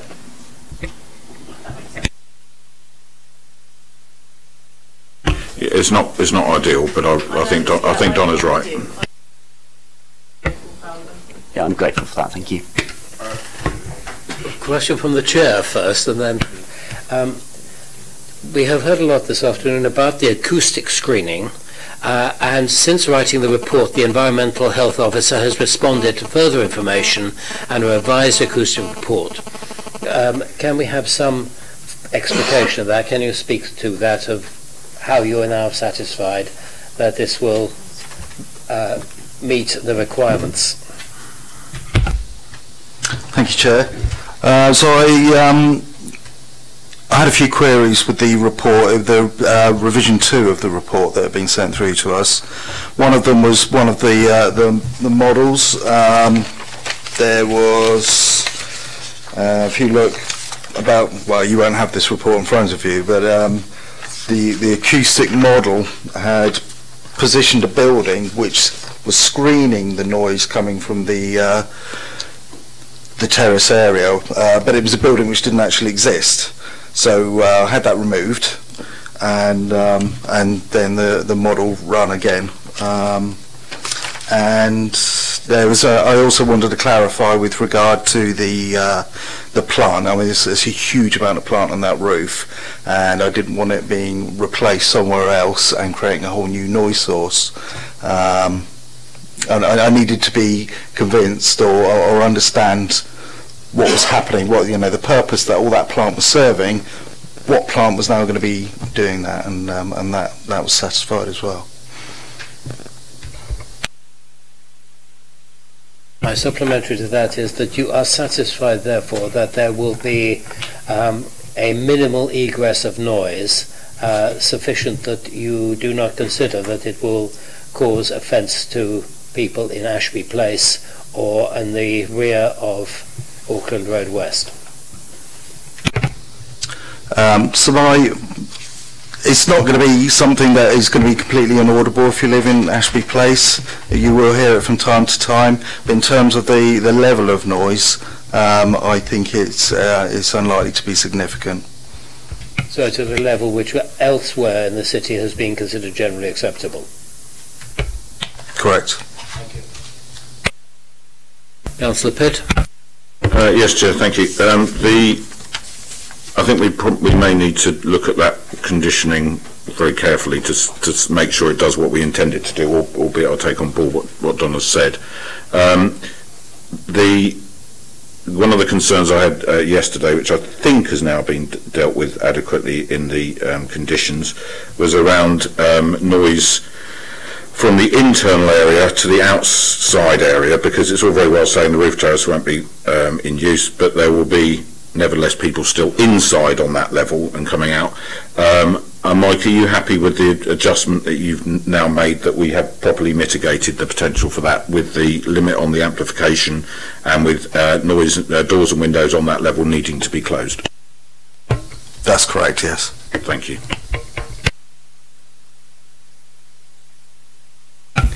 Question, Councillor Stubbs.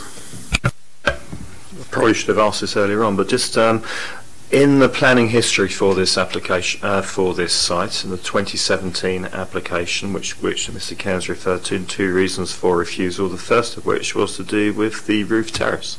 So I'm confused. I mean, what has changed since then? Because it was listed as a reason for refusal then, and now we're told it doesn't need planning permission. So was an error made the previous time, or what?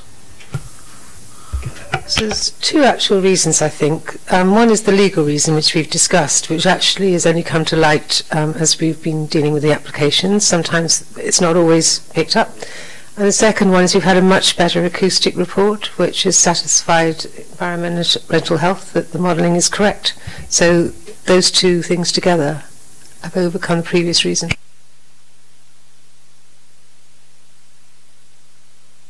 If there are no further questions, comments?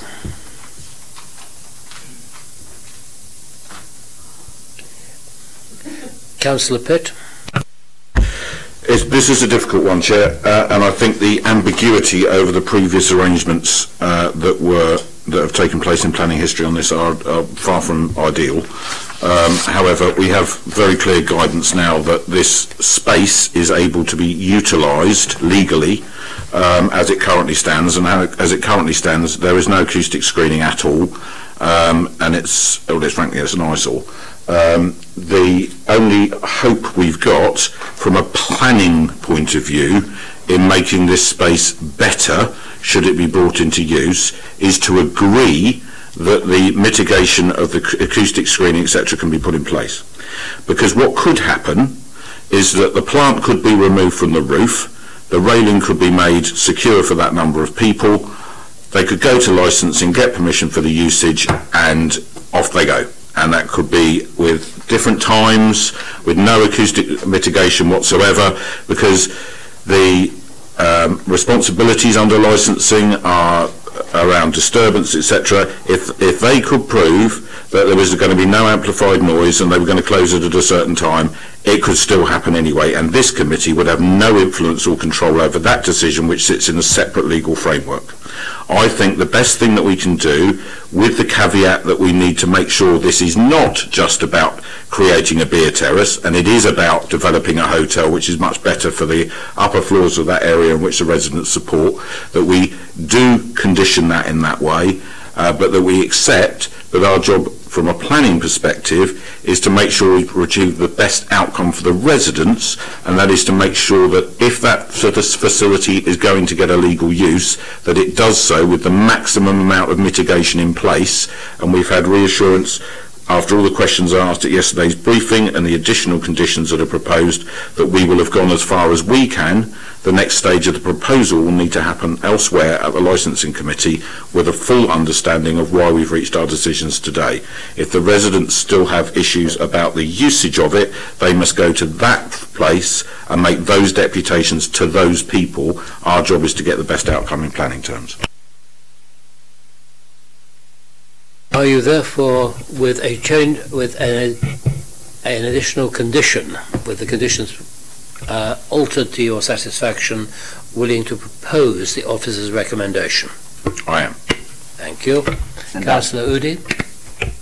Would Councillor Pitt be mindful of the fact that the roof terrace, that no customers are permitted on the roof terrace between the hours of 2100 and 0800 hours? Since the sale of alcohol by retailers from 9 in the morning, would you be willing to change it from 2100 hours to 0900 hours, just to kind of give a tiny bit of shrinkage down? I think I see no reason to have it open at 8 in the morning, and I think that maybe, yeah, just in line with the alcohol by retail hours, because otherwise it's just extra noise when people probably won't be going up there. Would you be mindful of changing that or not? Not a huge thing, but maybe. Yes. I'd like to hear other views from other members of the committee, though, as to whether we think that then an early start time for the usage of it in the morning is appropriate. I think maybe it is. I'm getting nods, so yes, I would.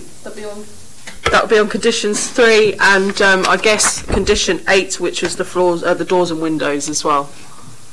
Condition 8. So you want a start time of 0900. 0900. So what we're looking for is a start time of 0900, running through to 2100. Yeah, on conditions 3 and 8.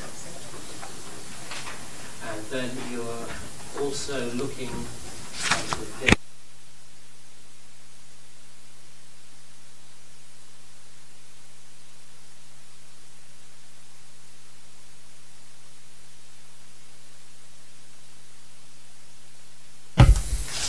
that the acoustic screening be positioned before the hotel? No, the other way round.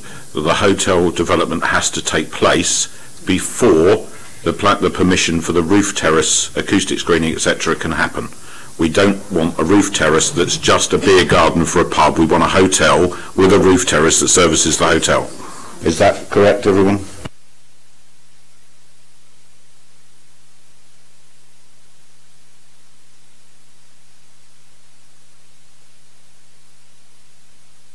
I'm seeking legal advice.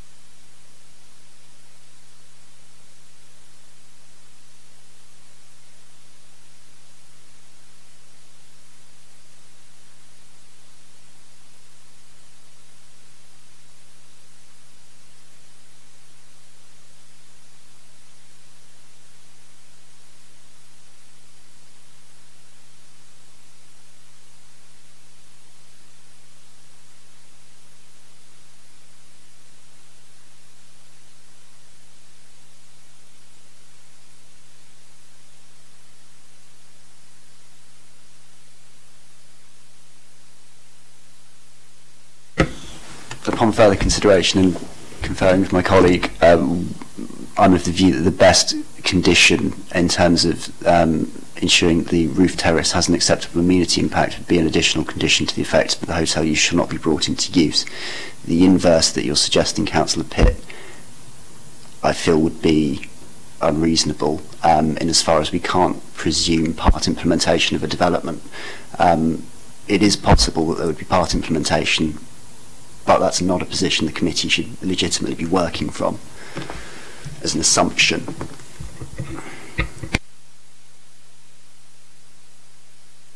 Councillor Pitt. Is there a difference between assumption and reassurance? I'm not assuming that's what's going to happen, but I am asking for reassurance that it won't happen. That's not the same thing. I do think that, given the fact that concerns have been raised by residents, that this is possibly a way of securing an outside drinking area without developing the hotel, that if we have a legal way to try and make sure that that's not the case, then we should do that. The difficulty is, of course, it goes back to the key point that they could go out there tonight and do that without any type of planning control, and it would appear potentially artificial if we were to try to impose something to change that position in law.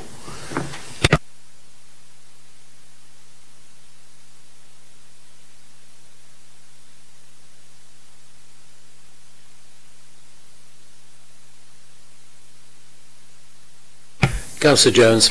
I think obviously the anomaly is that the hotel has already got permission. The roof terrace can be used without planning permission. The application today is not for the hotel or for the roof terrace, it's actually for the soundproofing. And the hotel, sorry. So, Kieran, what are you suggesting as a condition then? What did you say would be permissible? The condition would be not to bring the hotel use into effect until the acoustic screening is in place in order to protect occupants of the hotel from noise from the terrace.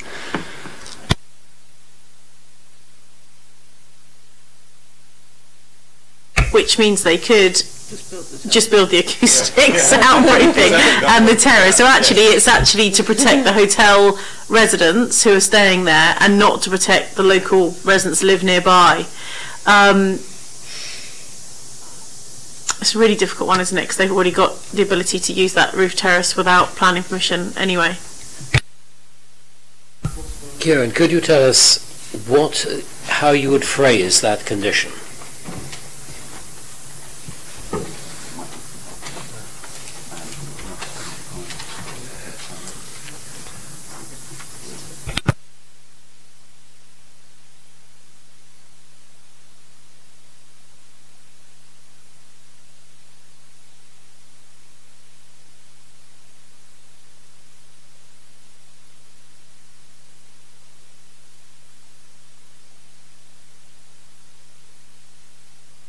Just before he does, Chair, and to save time, we could always ask the applicant if they were willing to accept the condition that I've proposed. That might provide us with some information. I would just caution, Councillor, that just because somebody accepts a condition doesn't mean they can't challenge it in future. No.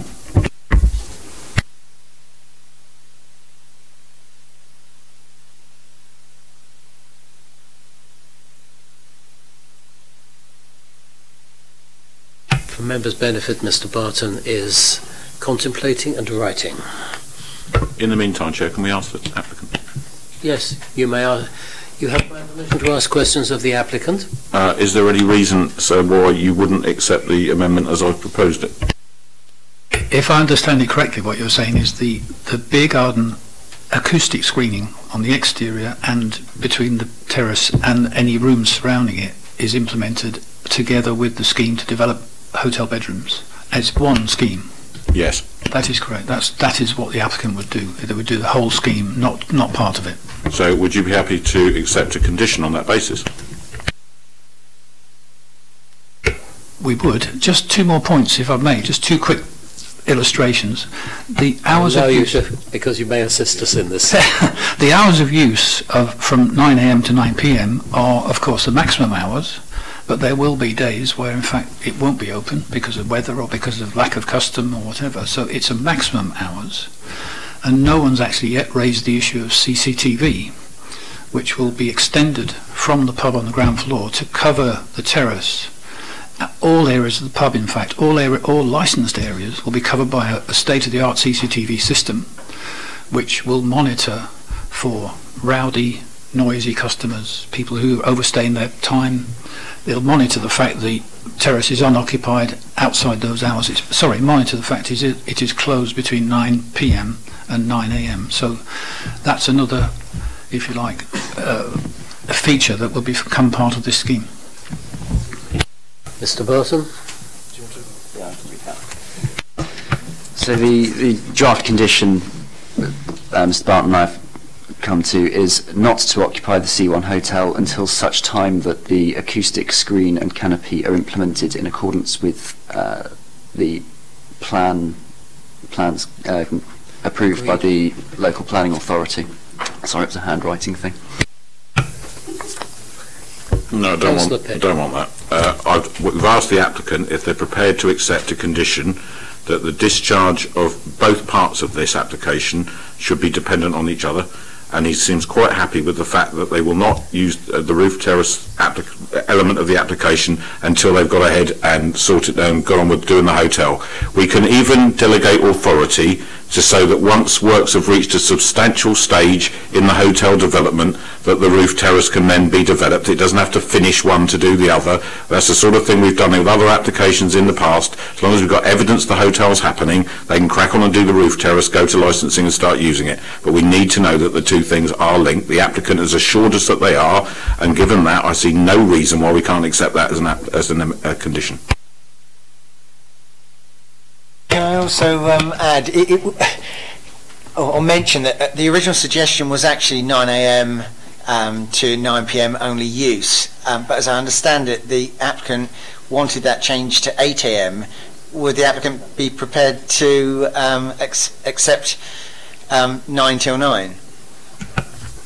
In the absence of a team of people from Wetherspoons behind my back, I would have thought that that was entirely reasonable, and of course they can always approach the planning committee in the future to amend those hours, or the licensing committee as well. So it seems an entirely reasonable time period, bearing in mind the public house is open for many more hours earlier and later every day of the week. So thank you. Councillor Udi, you had a question. Worst time, but please can we have a 2-minute adjournment? I think that might not be a bad idea to have a very short 3 or 4 minute adjournment at this point to allow the construction of a condition which may, and I certainly hope, meet the views of the panel.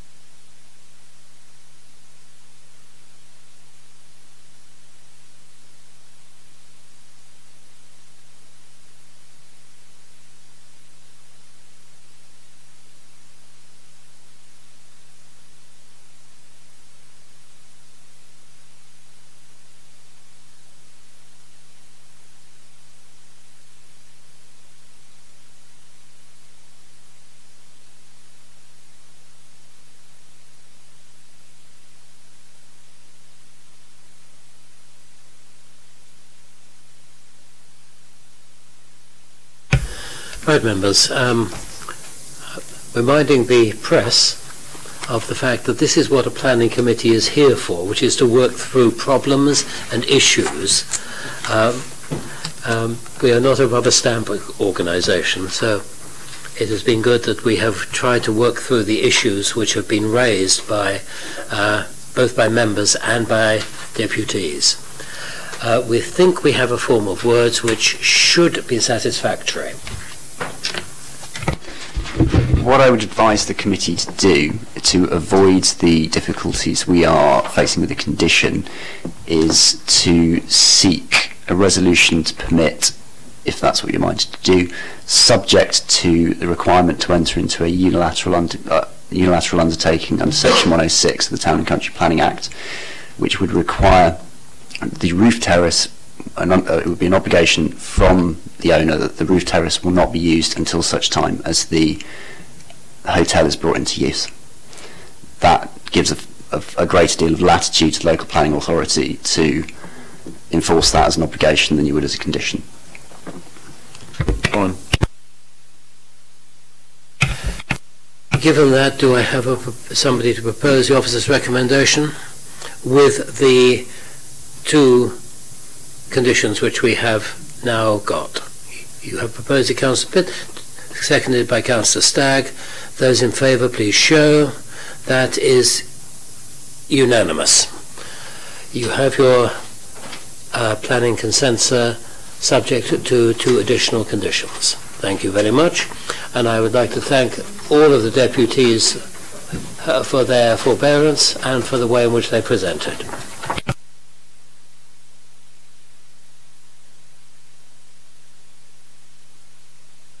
We now move back, members, to item 06, which is 14 Wisborough Road.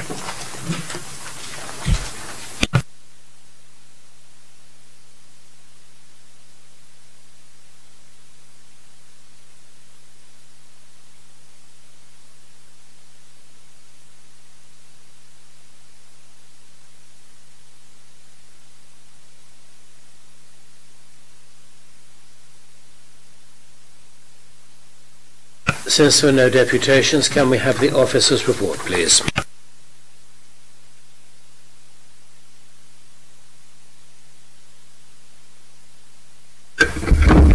Thank you, Chairman.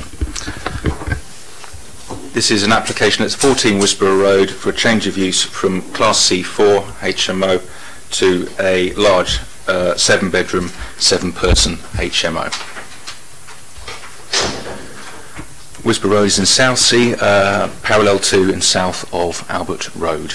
It's a terrace street, as members can see, with a fairly concentrated urban form and a variety of houses and HMOs typically in the area. Here's the front elevation. It's the rendered grey property there. Seems to have a new roof and some roof lights on the front, so the loft is being used, has been converted.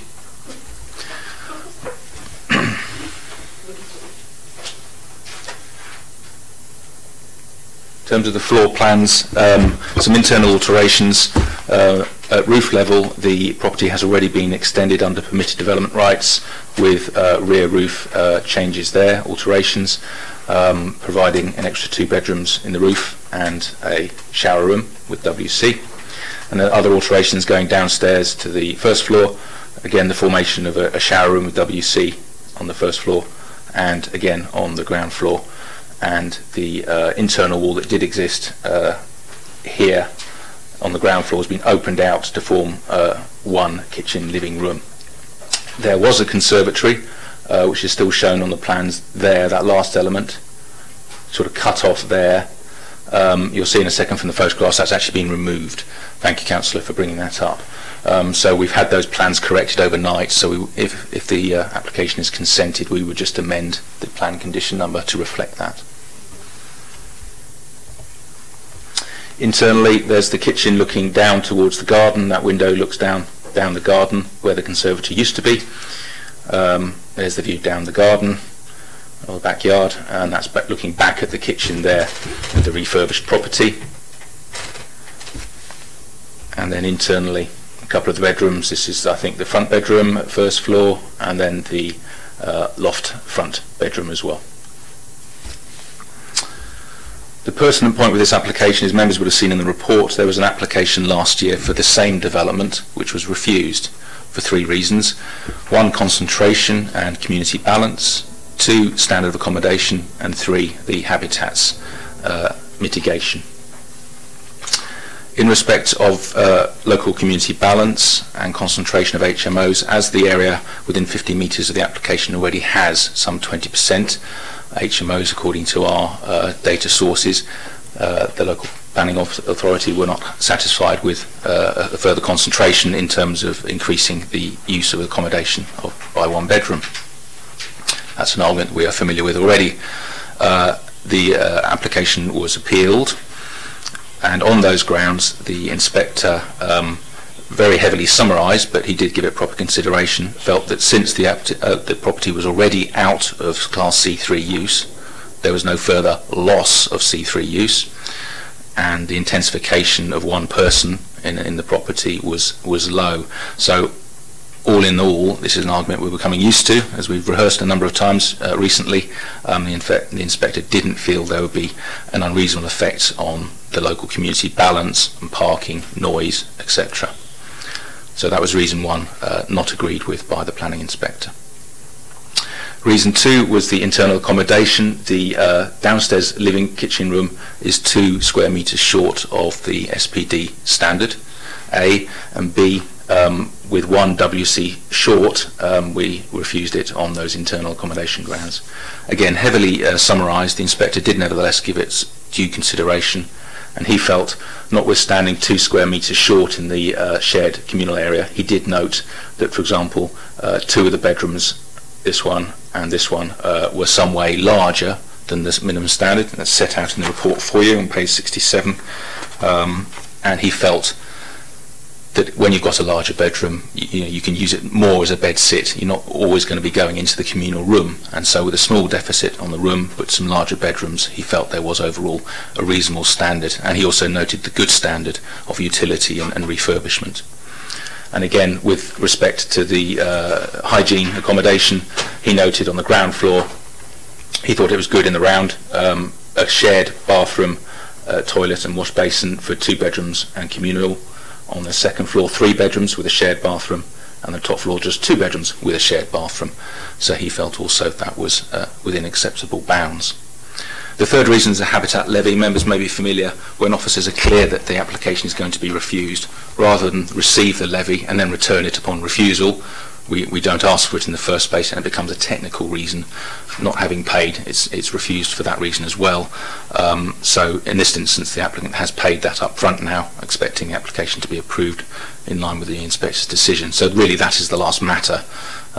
Inspector has disagreed with the local planning authority on the first 2 reasons, and the levy is now being paid, which is why it's recommended for approval.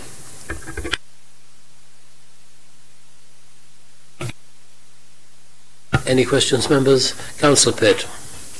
Yes, Simon, the headroom on bedrooms 5 and 6, I just want to check, are the sizes of the rooms actually 8.09 and 13.26, or is that the usable space allowing for headroom within those rooms?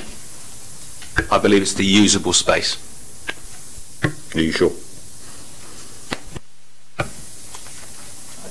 I don't think the case officer set it out that clearly. Let's just read quickly.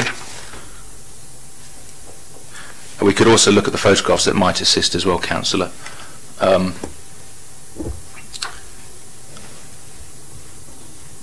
It's a pretty steep slope on the roof, so even in the area, it's 1.5 metres, wasn't it? I mean, that looks about 1.5 metres as it is on the front there, so I have a feeling probably most of the room, if not all of it, is with to the appropriate 1.5 ceiling height as it is.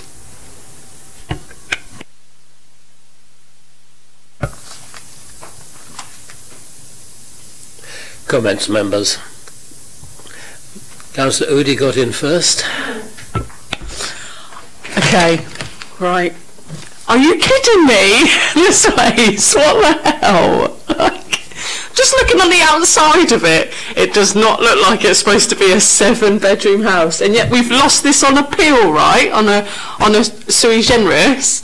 So it's here, and we've just got to go, right, okay, we've just got to accept it. Sorry, I'm not signalling you out this time, but this is just unbelievable. Like, we're in 20% HMOs, and I know that we've lost some on appeal, and we've fought some, and we've won some on appeal on the sui generis. And obviously last month we looked at another property in where was it, Fawcett Road, which I point out to my husband, and I told him about that property, and he was gobsmacked that it was supposed to be so big as well, considering it's so tiny on its frontage. What we're finding here is that we've got landlords that are completely taking the mick out of us right now, and this is going to be for maximum rent. That's 7 rooms, £400 a month. There you go, £2,800. Hold on then, for a second. Coming out, and they're probably going to have partners. It's probably going to be a student accommodation as well. It's just going to be, I know it was a HMO before that, but now it's get to the point where we're just like, what? And we can't even say no to this, because it'll go straight back to the inspectorate and we'll have our butts kicked. So why is it even here? Why do we have to be made so angry about it? Maybe so I can make this comment and it'll be put somewhere. But we need to have some chats about HMOs, don't we? We need to maybe take a stand and say no, but I'm so terrified to do that right now, because we could have serious financial complications on a second appeal. But we really need to have serious chats. Cheers. Councillor Jones. I share a lot of the frustrations, and I think the stand needs to be taken to government, because this is because of the National Planning Policy Framework we're dictated to by above. And in some cities, in a lot of cities there is overcrowding and there's a need for housing, but it's the impact it has on the change in those communities, the impact it has on parking, the impact it has on congestion and overusage of sites and not having enough doctor surgeries. And actually I think that point that Councillor Udy's made about we need to make a stand on this is actually a good one, and it's probably around lobbying members of Parliament, in particular the Housing Minister. Councillor Stubbs, then Councillor Pitt. Yeah, I mean, it's a total rip-off of an application, and, is it something that ought to go through? It probably isn't, but the inspectors may have done all the decision-making for us. We're just here to rubber stamp a minor technical matter. And what I would ask, I mean, I don't know if anyone's proposed this yet. If they haven't, I will. But the other thing is, if we have other applications whereby the only outstanding matter is the SPA contribution and the applicant is willing to make it, can we make those delegated? Because there's no point in bringing it here. Yeah. There's no material matter being discussed. The officers had to write a full report on it. We've all spent a lot of time on this, and it just doesn't really achieve anything because there's no material matter to discuss. So could I ask if we have any further like this that are just dealt with by officers? Whilst I concur with the broad concept of what Councillor Stubbs has just said, I believe in this issue there is a grounds for refusal, and it is over-intensification, and I'll explain why. As the property currently exists, its existing ground floor has no bedrooms. Its existing first floor has 3 bedrooms, all of which, on the space standards, well, certainly bedroom 2 and bedroom 3, as proposed, would only be suitable for occupation by 1 person. Bedroom 4, on the first floor, I believe 11.7 means that it could be occupied by 2 people. Is that correct, officers? Anyone? Is that 11.7 big enough for 2, or is it 1? Yeah, it's 11.5 by our standard. Okay, so the maximum number of people that could be licensed under our current rules with the SPD on space standards in place, which is standing up to challenge on appeal, is 4. This application is to go from 7. So I think there is an argument here for harm, because this is not going from 6 to 7, which is where we've been turned down on lots of these other appeals. This is definitely going from 4 to 7, and some of these new rooms, another one of these new rooms, is big enough actually to potentially get licensing for 2 people, not 1, and therefore we could even see this go from 7 to 8. So I think in this particular instance, where what's effectively being created is not 1 extra room even, it's 4. because on the existing ground floor, no bedrooms. On the existing first floor, 3 bedrooms, but the proposed ground floor adds 2, and the proposed second floor adds another 2. This is effectively almost doubling the size of the property, and if they were able to get private sector housing to license for 8, they could come back and amend the planning on a technicality. So actually, I think there's a lot more grounds on this one than there normally is to say that since it's 20% in the area already, and we're not going from 6 people, because there's no way this could be occupied by 6 people under our rules. It can only be occupied by 4, and it will now be occupied by 7. That is a significant difference than what we've looked at in other applications, and I welcome the officer's views. Thank you, Councillor. 2 points. This is the same application as determined by the Planning Inspectorate recently. Secondly, it is lawful as a Class C4 HMO, which has up to six residents. So with the benefit either of the previous 2-storey accommodation and or with the extended permitted roof accommodation, under planning there were up to 6 people living there. So we have to treat it as +1 only in terms of residents.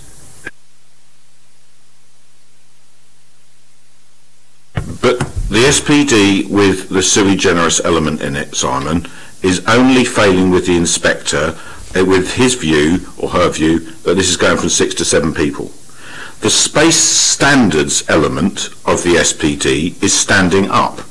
So is it not reasonable for the inspector to acknowledge that our space standards say that regardless of how many people the other bit of planning, i.e. the C4 use, said could technically live there, in reality it was a maximum of 4, and we're changing that reality to 7? Because I've had this argument with the head of development control, and in some of these instances where a property is capable of being occupied by 6 people under the current rules of C4 use, then what we'll see is that these conversions take place.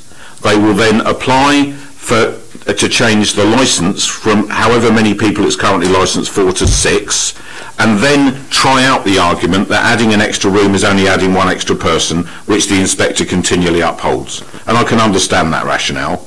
But we have space standards within the SPD. We know this can currently only be licensed for 4 people, and therefore we have evidence that it is currently, under rules that we have tested, only able to be occupied by 4 people. It's going to be occupied by 7. This is not the same argument we've had with other properties. This is different.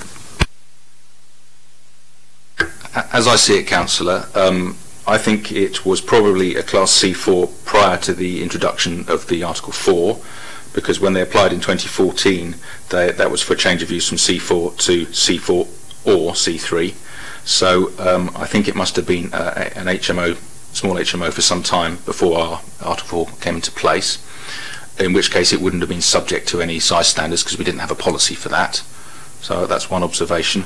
But also, to my understanding, as a C4, it could be occupied by up to 6 people, whether or not it was spread across the 2 stories or the 3 stories, without any control from us, because there wasn't any control when it was first used as Class C4. So I think it is technically in front of us just the addition of 1 extra person, which would be controlled if it is consented by the development and the consent and the condition. Sorry.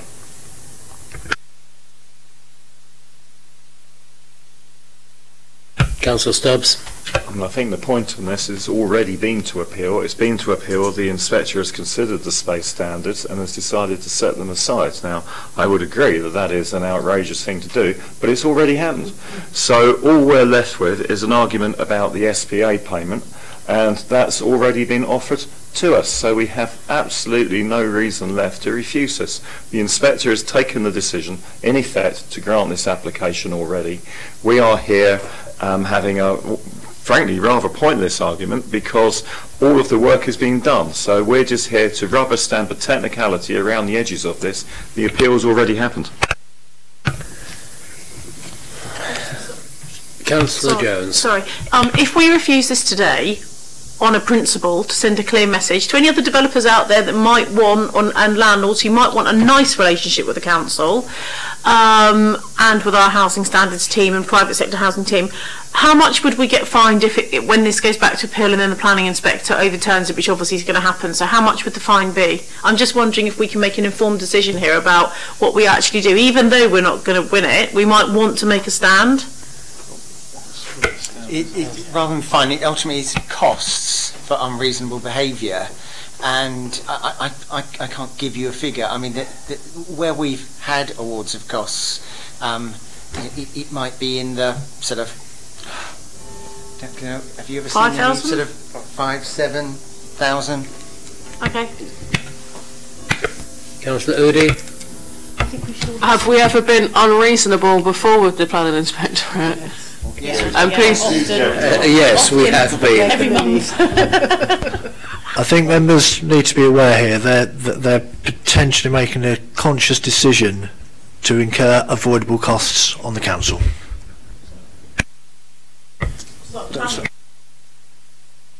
Well, actually, I would just caution on that point. You are here to make a balanced and weighed decision today. You're not acting under dictatorship as a matter of law. Councillor Pitt.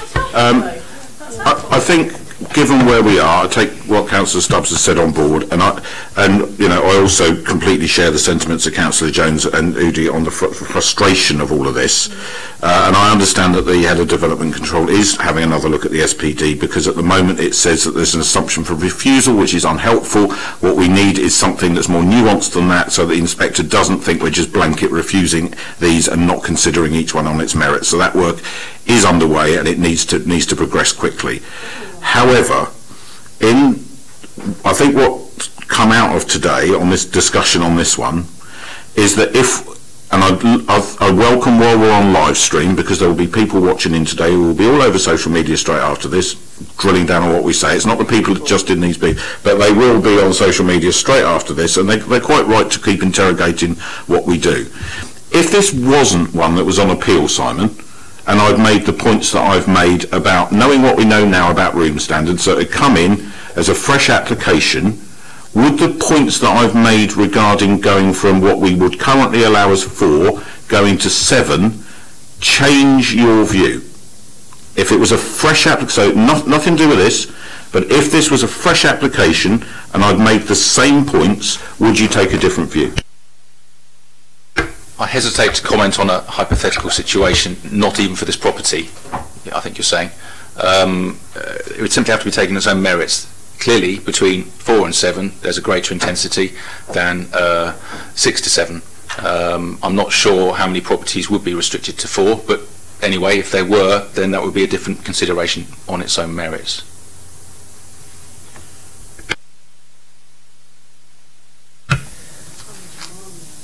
In coming to a decision on this, I would make 2 comments. Firstly, that the planning inspector is, I think, illogical in that he has assumed that the last straw cannot break the camel's back. There are situations in which an additional person in a building would make it an unsuitable accommodation. Moving merely saying you have 6, therefore 7 is just 1 more, is not a logical way to proceed. And I am sorry to see that the Planning Inspectorate take that view. The second thing is, however, that we have, as a planning committee, a duty to protect the council and the council's finances. Given that we would certainly lose this were we to turn it down and the applicant go back to appeal, and that we would certainly incur costs because the Planning Inspectorate in their logical framework would assume that we were being irrational.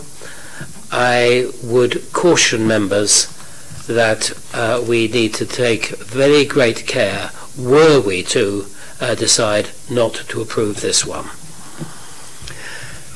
So I will propose from the chair the officer's recommendation. Can I have a seconder? Thank you, Councillor Stubbs. Yes, I think Councillor Stubbs and I are realists in this world. I only wish that the Planning Inspectorate were. Members, it has been proposed by myself and seconded by Councillor Stubbs that we should accept the officer's recommendation. Can I see those in favour? Those against?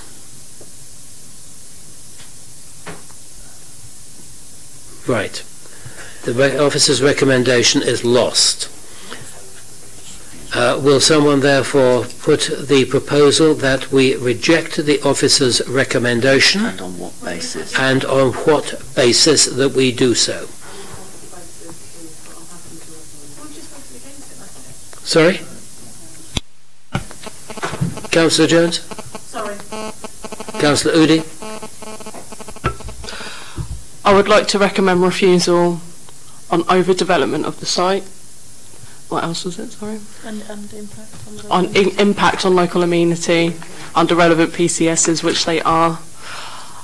I think I'm happy to take this on board as myself as an independent councillor, and I think in my heart of hearts I think this needs to be sorted, because I did just make Councillor Jones laugh briefly, saying going inside that front door would be like going into Narnia, because it is so small into going into a 7-bedroom house. We need to do something. She's 7 and 4 get girlfriends, it ends up becoming a 9-bedroom. Yeah, exactly, and it's a tiny road as well. It's like a dead-end road, isn't it, Westborough? Yeah, it's unbelievable, and I think we should move to refusal for the reasons what I said. Before I ask for a seconder, can I take legal advice on this? I would advise you in this situation to actually defer the item so that you can take further advice on the implications of refusing in these circumstances, and that we can draft proper reasons for refusal, because that is key. Is a proper reason for refusal that will stand up to scrutiny. Councillor Pitt, then Councillor Jones. Okay, can I ask a legal question? Yes. Is it correct that we are only allowed to consider the bird tax issue, or if other considerations that were not discussed at the previous application come to light today, that we are allowed to consider that? I don't recall any discussion on this item bringing to light the fact that it is currently restricted to 4 people. Whatever anybody says, it's currently restricted to 4 people. It's now going to get permission for 7. That wasn't played out at the previous committee. It's been a new discussion today, and therefore can be a material consideration. If there are material considerations that have not been considered previously, they must be considered today. What I want to ensure is that before this committee refuses against officer recommendation, it is properly articulating its reasons for doing so, and those can be properly comprehended by any third party watching. I have a question through you, Chair, if I may, for Kieran, because actually that could be a really sensible way forward to make sure that this refusal can stand up to scrutiny. So I think it's a very useful suggestion. But here's the question for Kieran. Do you think there is anything that you can draft that is going to make this stand up to an appeal? Because otherwise, we may as well just get on and reject it today. But if you think that you could seriously word something that would mean that the planning inspector can't overturn our decision, then I completely support the proposal of deferring to allow the wording to be worked up properly.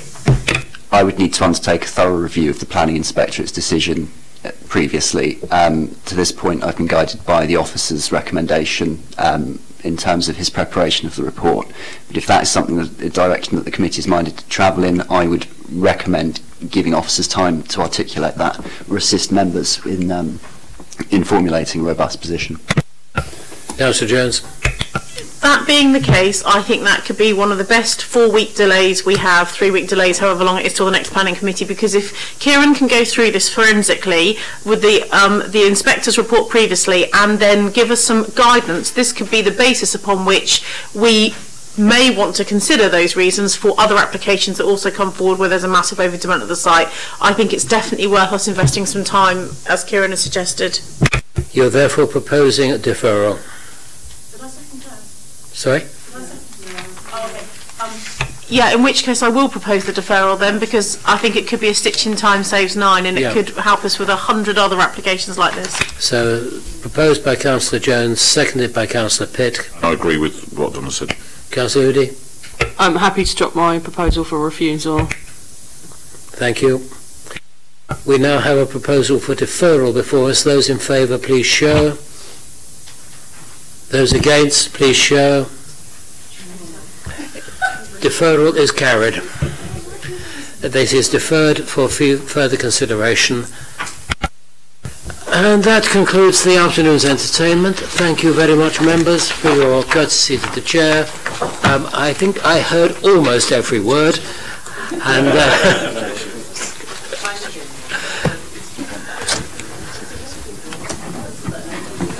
and since this is the last meeting of this